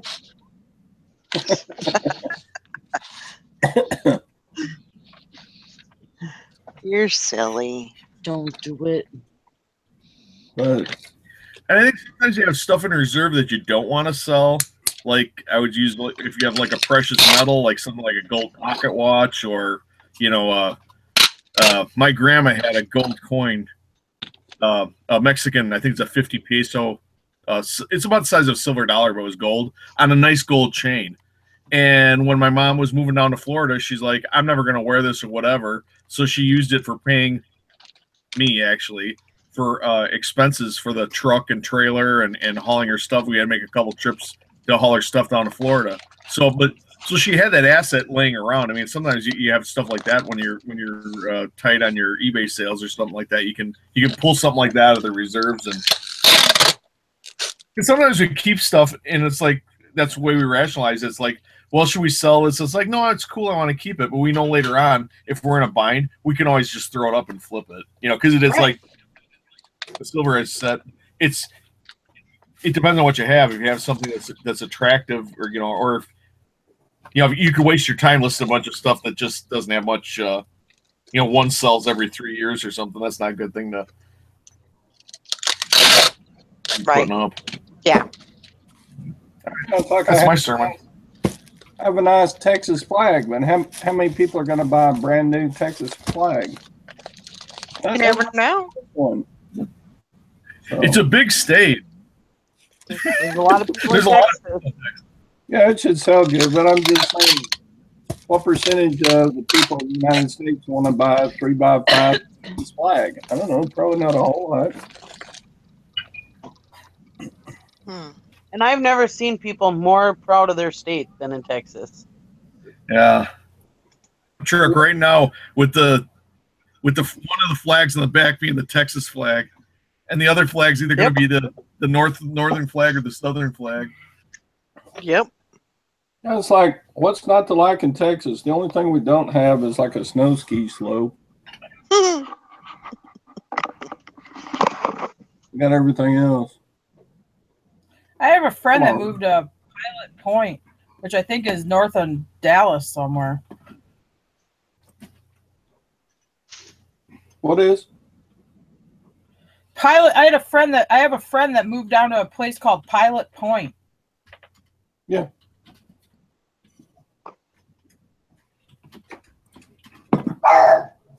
That's a pretty nice Well, Harley Woman, Don, I wish you luck with Poshmark. I hope it all works out for you. Keep us, of course, stay in here and keep us posted.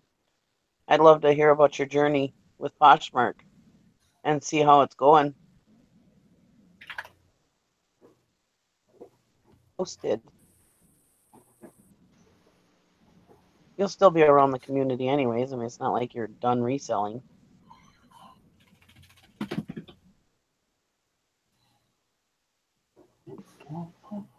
eBay is like a drug, though. It's really hard to not do it. It's really hard to go to auctions and not think about eBay. It's really hard to not look around your house and go, oh, I could get this for this or this. It's really hard to shut that off. So. Yeah, you can just leave your stuff up on eBay and not even have a store. I know Craigslist Hunter, he doesn't have a store. Yeah. But he sells desirable items like like vintage electronics and just cool stuff. Of course, he gets a lot of cool stuff.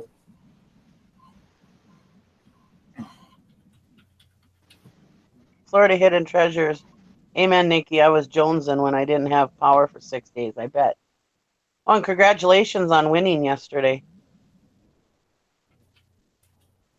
Oh, I do too, Robin. She said she totally agrees. She looks at everything, literally everything with an eBay eye.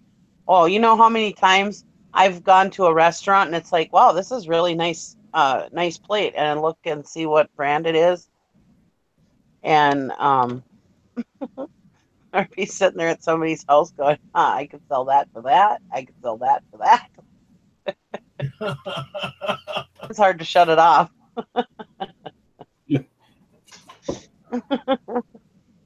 See, Since I got into gold and silver, I look at all the ladies' jewelry. I think they probably think I'm being a creeper.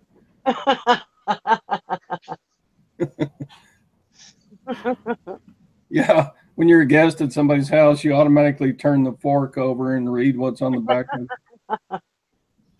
Yeah, it's hard. It's hard not to. It's hard to shut it off. I don't look at the back of the silverware until I get home and pull it out of my pocket. Then I look at it. And then when they call you wondering where their silverware area is, you say something like, I think I might have thrown it away when I was scraping off my plate in the trash. Whoops.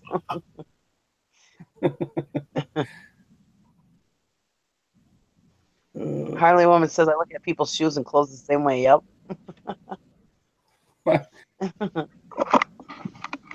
My dad was such a Depression era guy that after we had company, he would dig through the trash, making sure people hadn't thrown any silverware away.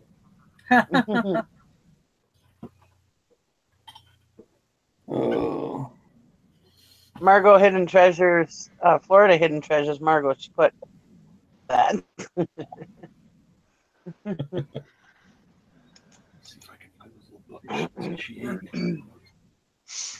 Well, that's when I was taking my hiatus from eBay. Totally not doing eBay. It was tough to just do normal things. I felt like something was missing. When I was just sitting here not doing anything with eBay. I can't just go and watch TV with the husband or whatever. I have to be doing something, and eBay's that, you know. eBay, it's really hard. eBay. I feel so lonely if I don't sell stuff. Oh, anyway. Well, I don't sell shoes or clothes, Harley Woman. And she said, oh my God, that kid is wearing a $100 pair of Nikes and he's only 2 years old. Clothes or shoes? Really? And well, I have, but I don't all the time, and I don't look at people's clothes. But I look at people that put their kid 2-year-olds in Nikes too and think, what the hell? Yep. What are they thinking? They're going to be out of them in 3 months, so. Not even. Yeah.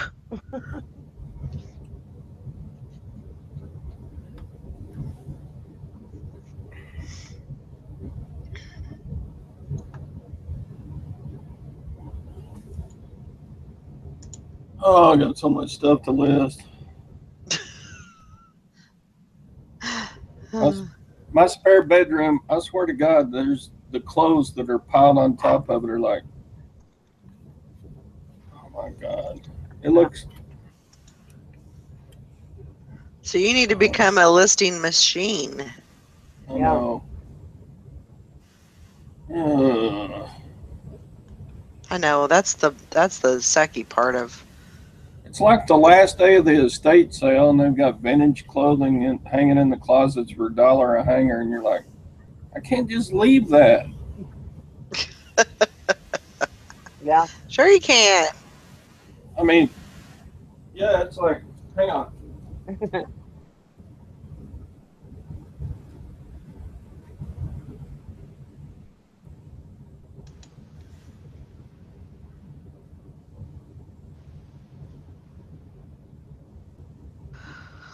eBay, I mean, you got all this shit left over. Right.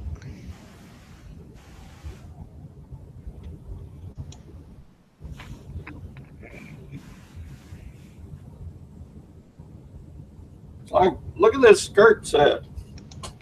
It's like a shirt. Oh, that's a pant. Deborah DeRue.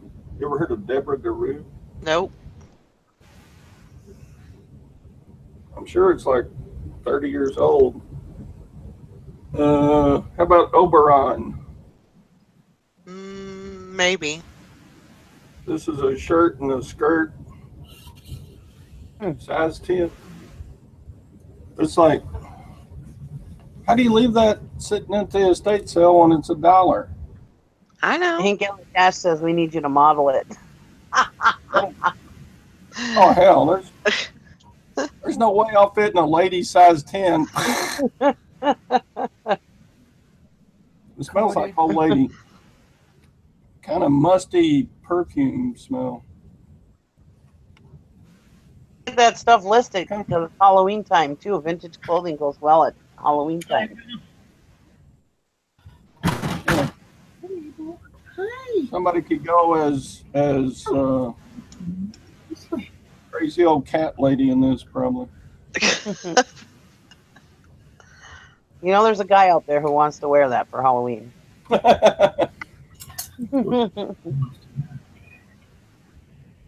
What size is size 10? Is that that's not a very big woman, is it? No, Marilyn Monroe was a size 12. Yeah. Well, she had body Curves. parts that were, She had curves. She had curves that were like bigger than 12s.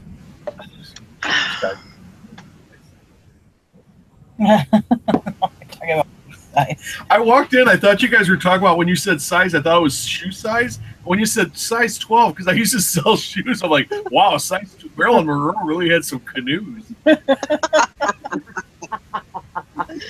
had a great figure, but her feet were way too big. She had a good sense of balance. Hey, Nikki, I was on the Wisconsin River and this thing washed up. I don't know what it is. Hey, that was Lake Michigan. Oh, we got him in the Wisconsin River. I don't know what it is. What's some kind of river animal?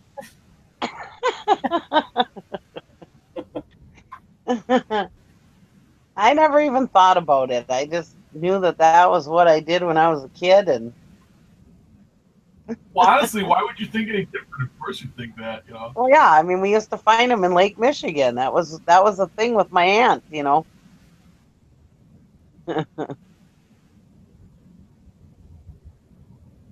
So I was excited to take my kids there and have them experience it. Holy crap!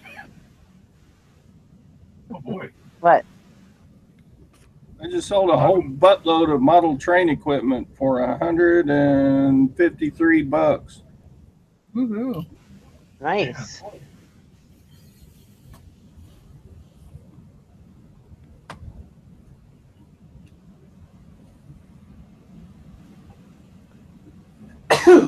Way to go.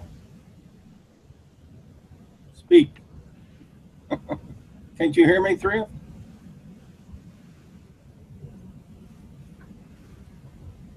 Oh, how do I shoot the shells not break? Man, I don't know. terrible. Oh. Let's see. I'll be right back. I think you should mix them in with like. I'll be back. Wonder if you wrap them in shipping wrap and then mix them together. Well, I almost think holding them together would be the bad thing. Oh, I don't know. You're the one dummy who bought them. I'm gonna put peanuts. One of these things. My train, Thrift Daddy, my train track stuff is. That's what I just sold. Hang on, I'll show you. If I can get it. Let's see. I'll do a screen share. Let me get there.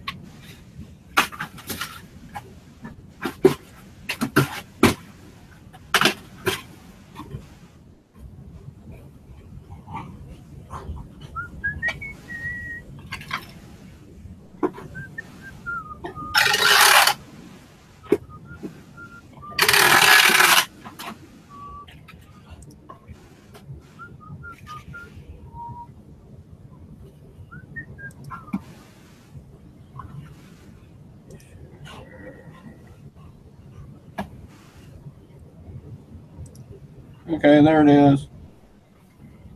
Customer bought 2 different items. This one they paid $99.95 for.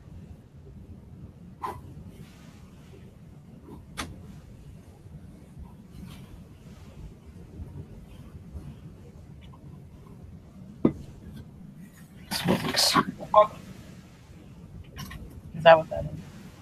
It's cornstarch. Oh. I bought a whole lot of train stuff for $100, and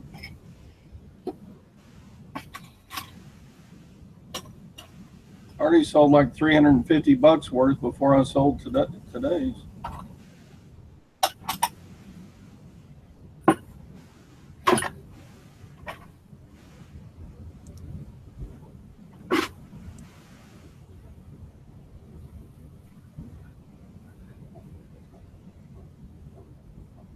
Yeah, that's why we try not to diversify or not to specialize too much, because this way, I mean, it leaves us open. If you're going to sell today, you may be selling trains. Tomorrow, you might be selling radio parts. Next day, you might be selling clothing. Right. You're just open to any good deal. As long as it ain't illegal. And then I sell it on Bonanza. Oh yeah, there was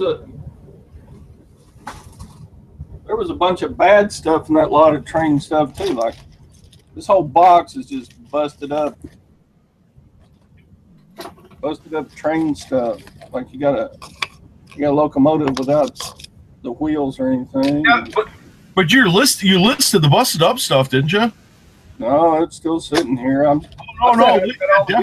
Listed. Yeah, lot it up and listed, because a lot of these guys build these train locomotives and stuff from scratch. I mean, they'll take it from a piece of, they take plastic from they're always looking for busted up trains to take parts off of. Yeah, lot it up. You'll look good on that bunch. Lot it up and do it run it as like a 5-day, 7-day auction. Yeah. It's like there's a box car without any wheels or base to it, Sure. Yeah, but by themselves, it's like manure. By itself, it ain't worth a lot, but if you get enough of it, you got some value. I'd lot them together, and then put them on an auction, because you might have two people looking for the stuff. They might fight over it. Yeah, I still got lots of listings to go on that train stuff.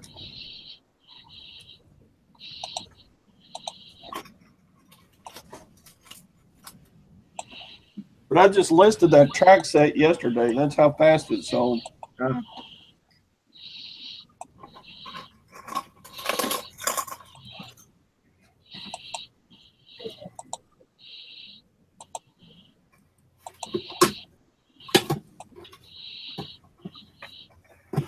I don't know. I get specific with my track listing because they have numbers on the back. I put that in the description. You get so many pieces of number 305 track. So some people are looking for specific numbers to fill out their layout. Sure. So I think the part numbers are important to include in the listings. Of course, that takes more time to list it, but what else am I going to do? I'm a retired old teacher. Everyone, this is Ringo. Ringo. Oh, Ringo Starr. Where's Ringo? I thought his name was Rocky. It's like Mabel. Come here, Mabel. Mabel, it could be your new boyfriend.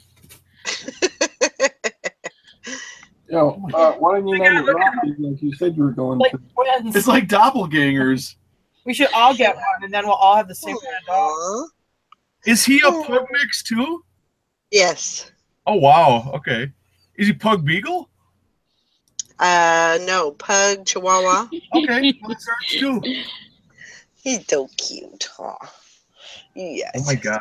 It looks just like her. Yeah. He's a little lover Mama's too. baby. We need our Mama's dogs baby. to go on a date later. I know. Play date. Yeah, right up. I think Jim's thinking make more pug chihuahua day. I think dinner and drinks day. We just skip the movie. I thought of Ringo because Ringo Starr Cunningham. Elvis Presley Cunningham. Roscoe is Roscoe Pico Train There you go. Cunningham. So Too cute. yeah, he's just a big old snuggler. Oh. Yeah. Yeah, you like to snuggle. That's how Mabel is too. She gets in bed with you at night. She comes to the edge of the bed and like, pick me up, and then she sleeps right by your face. I just have him in a little tote right now, so. Did he do okay like that? Yeah, as far as I know. If he whined, I didn't hear him, so. He really loves to lay on your boobies. Yeah, he does. They all do. Typical man. Yeah.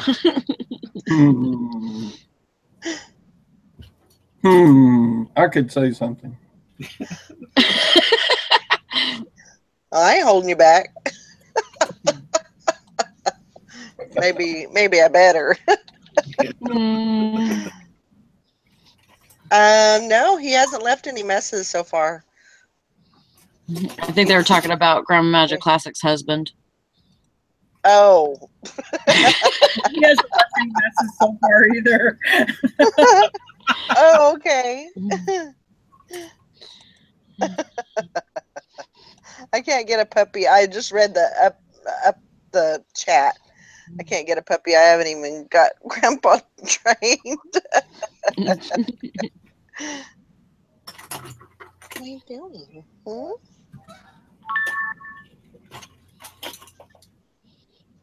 Ooh, got an offer. What's my offer?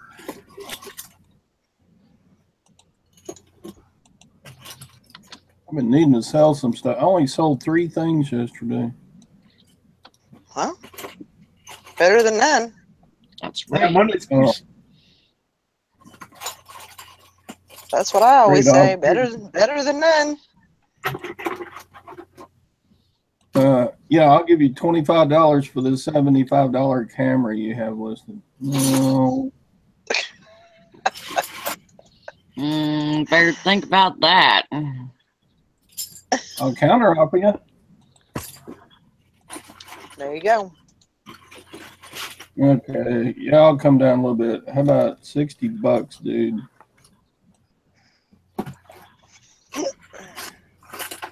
I was just glad somebody paid for the shit from yesterday. I sold that American rag dress. Oh, did you? I only sold, it was listed for 20, and I Mhm. sold it for 12 plus 7 shipping, so I was happy with that. Yeah. Hey, Roscoe. No, you're not Roscoe. You're Elvis. I'm getting all the names mixed up now. No, Elvis is he's actually doing really good with the new puppy. So far, so good anyway. He's very nurturing. Yeah. You like your new buddy, huh? Yeah, you do. You like your new buddy. Yeah. You're getting lots of trouble together, huh? She stole it. She got it. At least this one won't trample you like Honey did, huh? Yeah. Such a The good guy's boy. looking at that puppy. He's like, stupid puppy's getting all the attention. Yeah. And Roscoe's looked at me yesterday when he seen him. He's like, "Not again. We're not doing this again."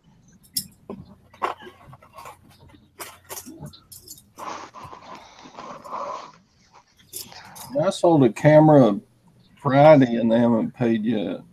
Wow. Send them an invoice. Yeah, Ringo and Mabel need to make babies. No. Aw. Yeah, no, we don't need a big litter of puppies. We need All the things I need to do. That's those are the not two one of cutest them. dogs I've ever seen in my life, and they need to make more of them.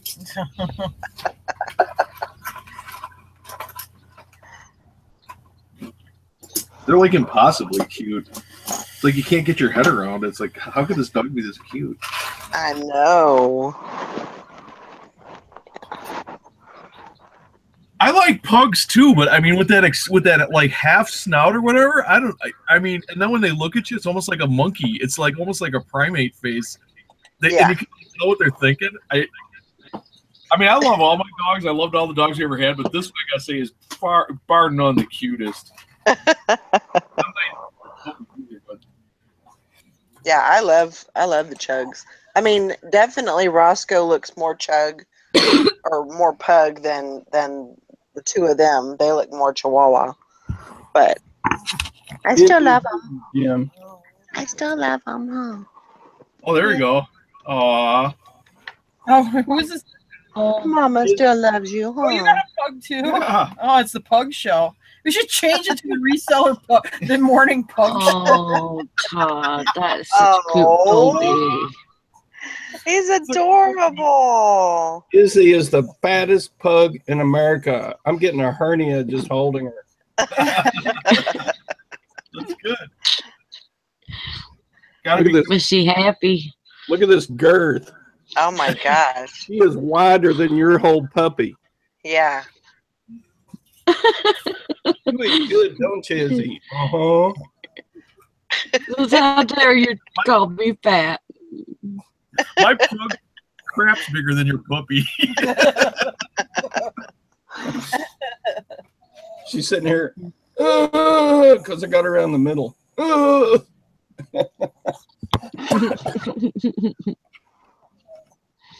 She's like, hello.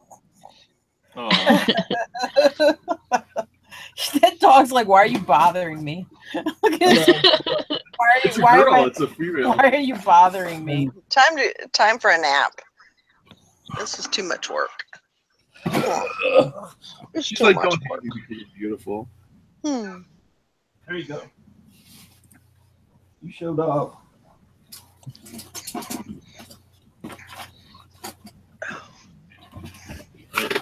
Got to entertain the humans for a minute. Yeah. Well, she looked over here when Jim said pugs are ugly. Aw. Mm. Well, no. Who said that? Pugs are what? Ugly. You didn't say that, did you? No, I said I like pugs, but I like the half snout better. Yeah. After we have this one, because before I wanted a pug, but then I actually like the look of this dog better than the actual pug. Yeah. She said The thing is they probably breathe a little bit better. Yeah. No, I love You know. pugs are awesome. I would like a pug. Yeah. too. I Yeah. like it doesn't have like the super buggy eyes. You know, some pugs get the real bugged out eyes, which we've had this happen as two breeds that are very susceptible to having their eyes pop out of the socket, pugs and chihuahuas. Yeah.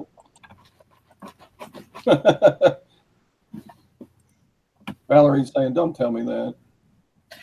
Yeah. I don't know what I would do. Yeah, well, it's not cool. Anyway. Yeah, it's not fun and it's expensive. Here, put this bag over your head so I don't have to look at that. Poor guy. It's stressful for the dog and it's expensive for you, so avoid it. Yeah. Puggles are cute. What is that? Puggle. Are they pug beagles? Yeah. Pug. That's right. Okay. The way this puppy acts reminds me a lot. I had a friend that had a beagle puppy, and she reminds me a lot of the way a beagle puppy acts when it's little. But she's supposedly pug and chihuahua, so Yeah, we saw the parents. When we first got her, she was real lazy, like just snuggly, and now she's like adventure puppy, where she likes to rip stuff up and beat up. We have that black lab, and she just beats the snot out of him. And he takes it. He's really good. But she'll do stuff like she'll stand under his belly so he can't lay down because that's his defense. And then she bites him in his elbows on his legs, you know. And sometimes he just looks at us like, please help me.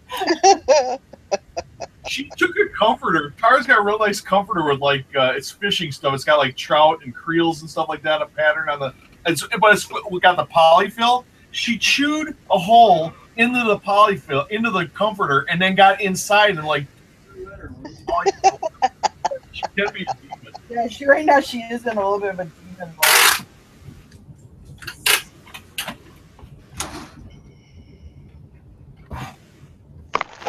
Yeah, so I kind of was a little, after I got him yesterday, I had to he had a flea problem, and so we had to take care of that, and get him all. I had to bathe him twice and then feed him, and so it kind of took up a little bit of time after I got home, but it was all good. Yeah. Good boy, huh? Yeah, he just wants to sleep. Ours likes to get up your neck like that, and then she likes to get up to your earlobes, and then she gets your tongue right up in your ear hole. Oh gosh. She's a deep ear kisser. The people you got them from sent them with fleas? Yeah. Well, I'd have been pissed. Well. Oh yeah, they charge extra for that. Yeah.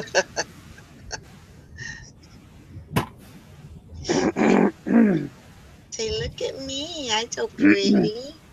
Yeah. I knew some people in Florida. They had a black lab that had a horrible flea problem. And they're giving him flea medicine, and they just couldn't get him to come around. So it couldn't get rid of the flea, so they just made him an outside dog. They wouldn't let him in. Well, they would always. He would every day he'd take a dip in the pool. He'd like swim across the pool. Well, they shocked it or whatever, so you can't swim in it because there's too much bleach. Well, he took a swim in it. A couple days later, they're like, "Hey, this dog has no fleas." Pool shock. If your dog swims in a pool, it will kill its fleas. Huh. In Florida, they have I think they're called sand fleas or something, but they're just a horrible type of flea. They're like 3 times the size of a regular flea, and they bite like the dickens. My dad's boss had a house. Okay, my dad's boss had a house in Stewart, and his dog Smokey, a Scotty. They brought him over to our house when they came back up the Eagle River. Well, he got fleas on our dogs. We got the collars and stuff on the dogs, but they're in the rug. You'd be like reading a newspaper, and you hear them pip, pip, pip. They're bouncing off your newspaper. And we're fumigating the house like 2 times a week. We just can't get rid of them. And then somebody from Florida told us, you take regular table salt and go to the grocery store and buy a bunch of those round containers of table salt, go through the whole house and salt the carpet. It makes it so they can't lay eggs in the carpet, and that's the only way they can reproduce. So you'll lose the fleas at the lifespan of the live fleas. They won't be able to reproduce. Huh. That's interesting. That's the way we finally got rid of them. I mean, my mom must have spent like $2,000 in chemicals trying to, putting stuff on the carpet, spraying it, Raid, and fumigating. We killing our fish in the aquarium because you wrap it, but some still gets through. We'd wind up wiping out our whole aquarium when we fumigate.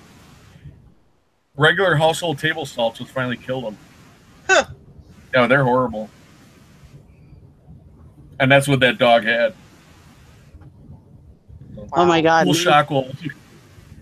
My brother came here one time from Michigan with his dog, and it had fleas because he moves trailer houses, and he ended up getting fleas from one of the trailer houses. And we had fleas, all the animals, all the farm animals, all the cats my dad ever brought home when he was a telephone repairman years ago. So I've ever brought home. We never had fleas. We had fleas with that stupid dog coming here, little Chihuahua. And I mean, I could not get rid of them for nothing. And the thing is we all do everything together, my whole family. So we had fleas. A couple of my nephews had fleas. It went through like 5 different houses. Wow. And it was so horrible. Finally got rid of them, but then because of winter, they lay dormant for the winter, and then they'll come back. So my dogs are never without their flea stuff, ever. Yeah. I had a problem since, but oh my God, that was horrible. I don't ever want fleas again because we don't have a problem with fleas up here. Right. I'm not saying they don't get them up here, but I mean, I've never had fleas, and I've had poultry and everything else where you're supposed to have fleas and lice, and I never even had any of that. Yeah. And they won't stay on you as a human. It's not like where humans get lice or whatever and they stay on you. They'll just hop on you and hop off. But man, when they bite, it hurts. I mean, it's a stinging bite. Yeah. Yeah. When we first came over to this house to check it out to rent it, I remember I was wearing white socks, and I walked in the house, and as soon as I walked in the house, I looked down at my shoes, and my socks were covered in fleas. Oh, And no. so we were telling the landlord about it, and they ended up bombing this this place like 3 times before we even moved in, because they had like really huge dogs, and I guess there was just fleas throughout. Hmm. But the sand fleas here are really, really bad. But maybe I'm gonna try that, because we find them on the dogs here. We find them on our dogs, and we keep stuff on them to keep the fleas off. And I also do what is it called? That Is it tea tree oil? no, it's that powder. That powder Herbaceous stuff. earth. Yes, 7? Oh, yeah. diatomaceous earth. I use that too. And if you put that on where the fleas are at, it'll automatically kill the fleas. But it doesn't it doesn't stay on the dog. So so I'm gonna try some salt. Yeah, I don't know why the salt works or what it does, but somebody from Florida told us that. Oh yeah, the only way you can get rid of them is put table salt in your carpet. And when you sprinkle it on, I mean, well, you don't sprinkle it. I mean, you take one of those containers, figure like a large living room, you're going to use 3 of those round containers because you really want that in the pad and the carpet fibers and whatever. When you sprinkle it on, I mean, it immediately drops down to the base of the carpet, so you can't see it. I mean, nobody's going to know you have the salt in your rug. Yeah, yeah. I mean, it killed them. The result was almost immediately. You notice there was less fleas every day, and then I don't know, they're completely gone. We never saw another flea again. Wow. And then over time, you're not going to get all at once, but over time, when you vacuum, it's just going to suck it up out of your rug. Right. We don't have a whole lot of carpet in the house, anyways. But the ones we do, I'm going to use it on there. Thanks for letting me know that. With these dogs, I'm not putting a new carpet. We live with the carpet we got. 4 dogs, no way. Because every time, I'd be so crazy about that new carpet, I wouldn't even be able to sleep at night. Yeah. Yep. And it's not like accidents, but they come in with muddy feet, or they come in, with like if you're gone. The new puppy did it. She scratched a 1-foot-long cut into her bedroom carpet. I'm like, well, I'll just lock her in the bedroom because it was a hot day and I didn't want her, in the car while we were at this auction. So we'll just put her in that room or whatever in the bedroom. She'll be fine. She scratched probably wasn't quite a foot, maybe about an 8-inch line in the carpet scratching. The little puppy from like separation anxiety. So I'm like, well, that's why we don't have new carpet. I'll stitch it up. Yeah. And pretend it didn't happen. Now, see me, I'm the complete opposite. I want carpeting throughout. I have wood floors throughout my house, and I hate them. Yeah, I would much rather have hardwood floors. I've seen, like with the carpet and stuff, I've seen how dirt. I mean, I don't know the people that lived here before me, so you just never know. So all the carpets have been, washed, shampooed before we even moved in. So I just rather. Yeah, if our whole house was linoleum, that would be awesome. Like school rubber tile. Like Walmart, the tile floor in Walmart. If our whole house was that, that would be freaking awesome. Oh, I know. Yeah, nothing like the feel of fresh carpeting under your feet. I hate my hardwood floors. My feet are always cold. It's hard. It's just, there's nothing worse than getting out of bed and putting your feet on an ice cold hardwood floor. Or stepping out of the shower on hardwood floor. I hate that. That's why you get rugs. If you have 4 or 5 dogs, you wear shoes everywhere in the house. Mm. You just never. Why take chances?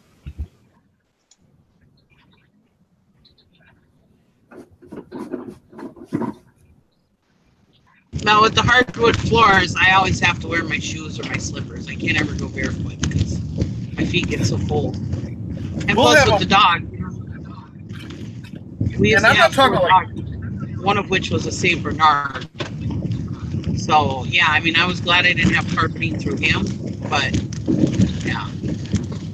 And I'm not talking about the dog having like accidents, like piddling or pooping. I mean, like they'll get up on a countertop or knock something down and you don't realize it, and it's like a glass bowl or something, and you walk through. Oh yeah, I got this, inch long shard of glass up my foot.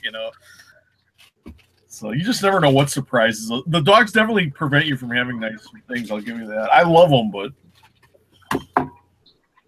they can be a terror. Right? Yes. Yes, Beth, I am awake. I just had my hand like this. I wasn't sleeping.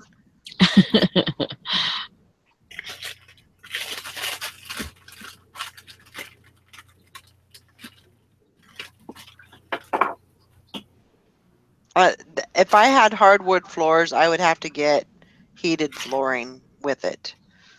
And I don't think. Well, I did have one house that had hardwood floors, and it was cold. It was always a cold house, but definitely if I got a house with hardwood floors, I would definitely want some. If I could control it, if I was putting the hardwood floors in, I would definitely have some kind of heating in that. Mine don't stay too cold. I mean, we have heater vents throughout the house, and so the heater vents will warm up around where warm up the floor around where the heater vents are at. But I mean, I have a few rugs throughout the house, in the hallway and stuff like that, where the heater vents don't go. Yeah. But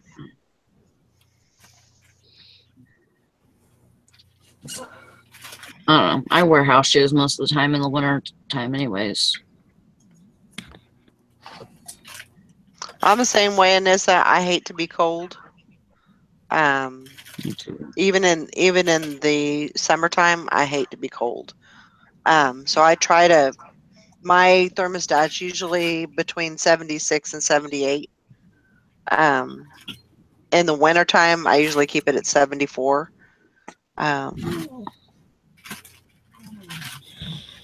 That's comfortable. Yeah. May have to open the windows today. Might be cool enough to have the windows open. I got down to 55 last night. Woo. Jim, did this sell me a return? What is it? It's a paper manual We've for been dipping 11. down into the 40s at night, and the daytime, like right now, it's 65 out. I think I remember selling it. It's not in the gun manual box. Me. And I know for sure it was in the gun manual box. But I also know we also had those things that got returned, but I think those are just that green book. So just so everybody knows, I'm gonna probably wrap the show up around 10:30. That way y'all can prepare. I know yesterday was kind of like, okay, see you later, bye, and nobody even knew that. I'm sorry when I do that. I just don't think completely, and I just say, oh, we're closing. But yeah, 10:30. 10:30 would be good, and we'll just shut it down then. And but I do plan on having some working hangout listing challenges. I want to do one on Saturday. I thought you were gonna say today. Well, we can do one today if you want. I got nothing to list. Do you want to do one today, Sally? Yeah, I'd like to. Okay, it's fine. We can do one today. I'm gonna be working anyways, so. Well, yeah, that's true.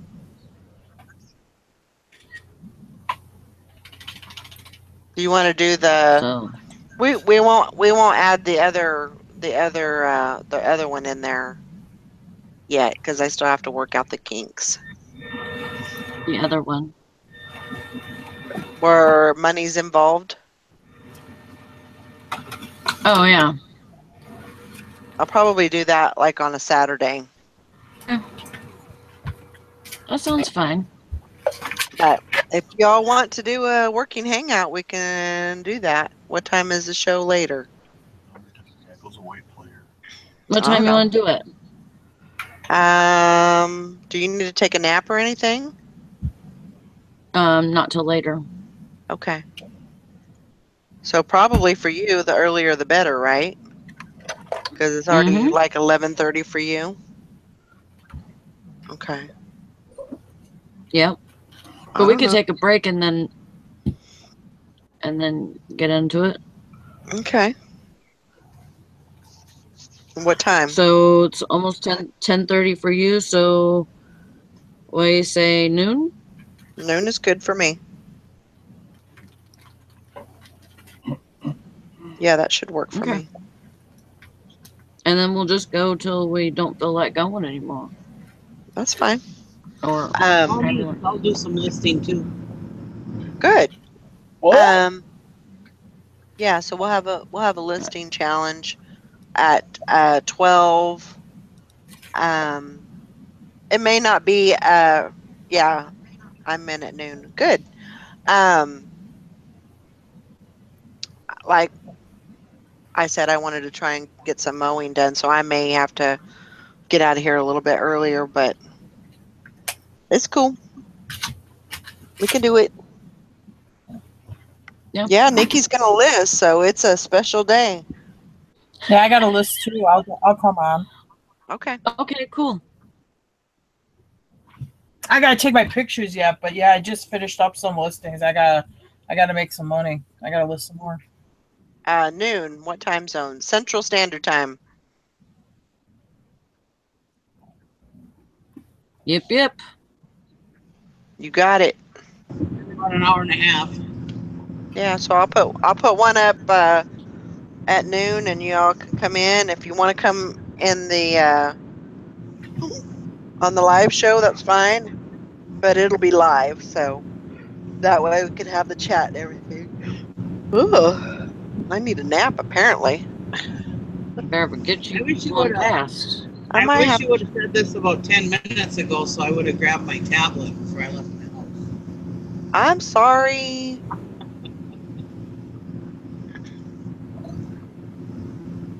All I'm right. sorry.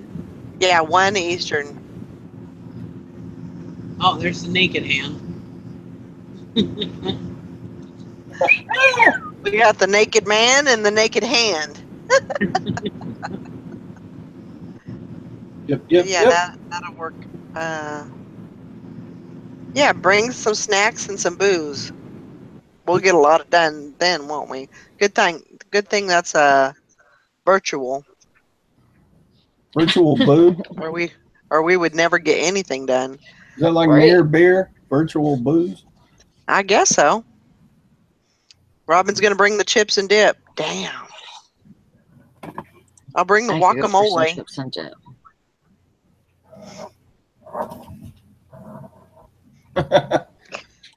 Oh, Jack, where's it talking about hiring camper? Hank got whiplash from naked word.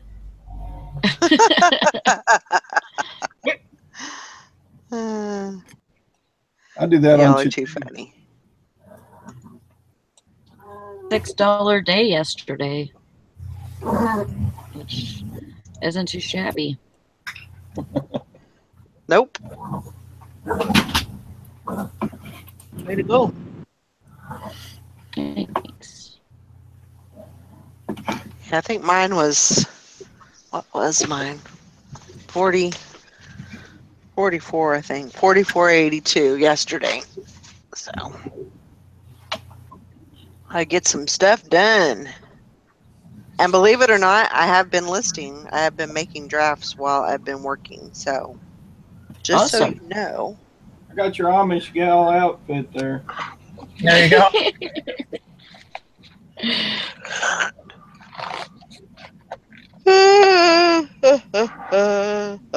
Buddy, when I get a big sized woman top I'll stuff that thing completely full of newspaper. Oh my gosh. Probably looks like she's got like multiple boobs or something. Making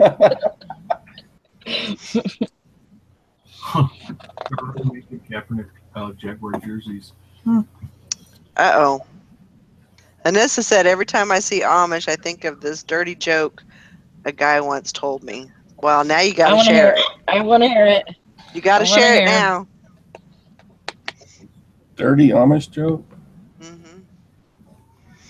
The owner's name is shit. Sounds like it.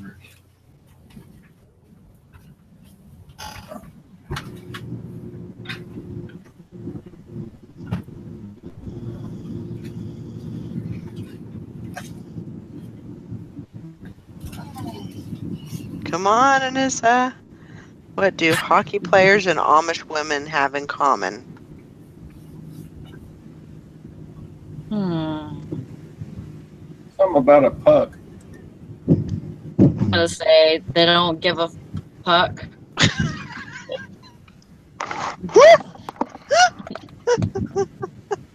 What's the answer? Oh, they both shower after 4 periods.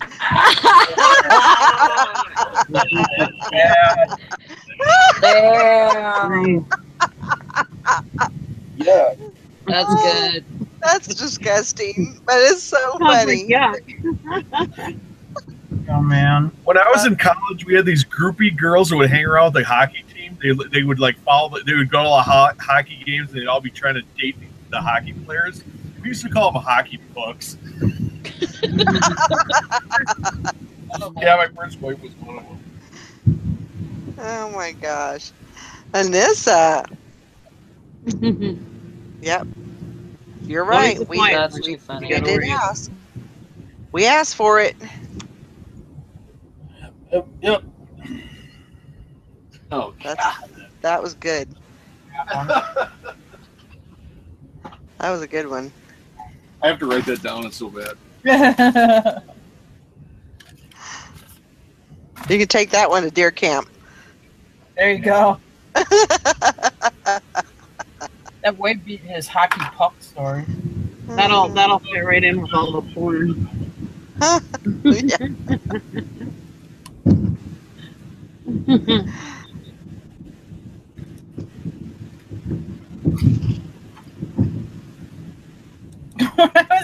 I lived in Milwaukee, and when I was young, I used to go to Milwaukee Admirals games some, and you had these groupie girls that would sit there by the Admirals box where the team goes in and out, and they would bring these big tubs of Jello so that they could try to hand feed the hockey players Jello, and apparently they did it all the time because the hockey players knew they were.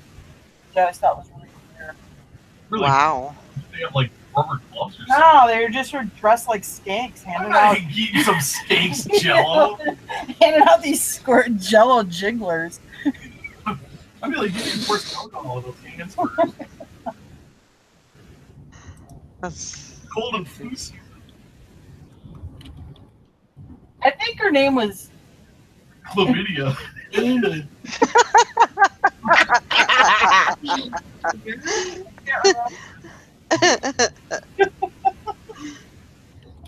Okay, I have a question for y'all. How do you spell bustier?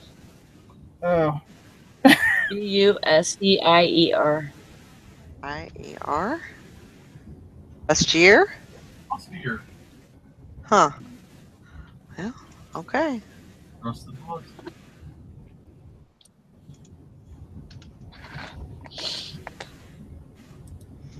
Oh, that's not a joke. You really want to know how to spell it? Yeah, because I put it in how I pronounced it, and it was like totally wrong. So I trust you. Well, thank you. I am your sister. Yeah. You are. Is linen a good fabric? Huh? This pantsuit's made out of linen. Is that a good Absolutely. fabric? Yes.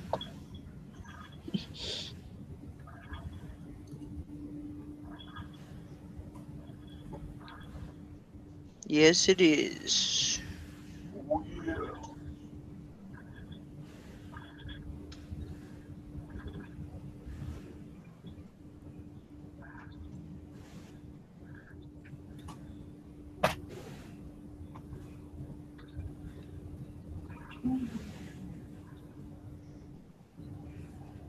Your mommy has a new one.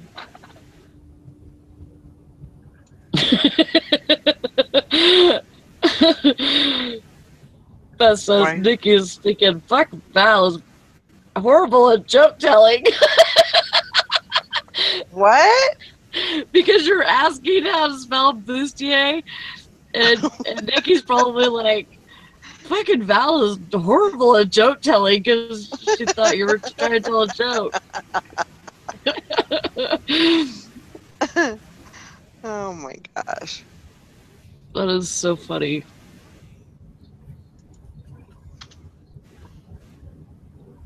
What are you talking about, Hank? Yeah, she said bustier. Bustier. Bustier.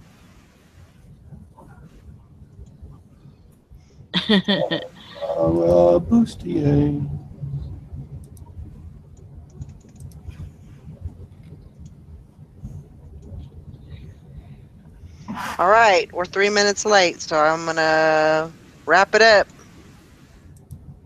We'll see y'all back here at noon. All right. Love y'all. See you later.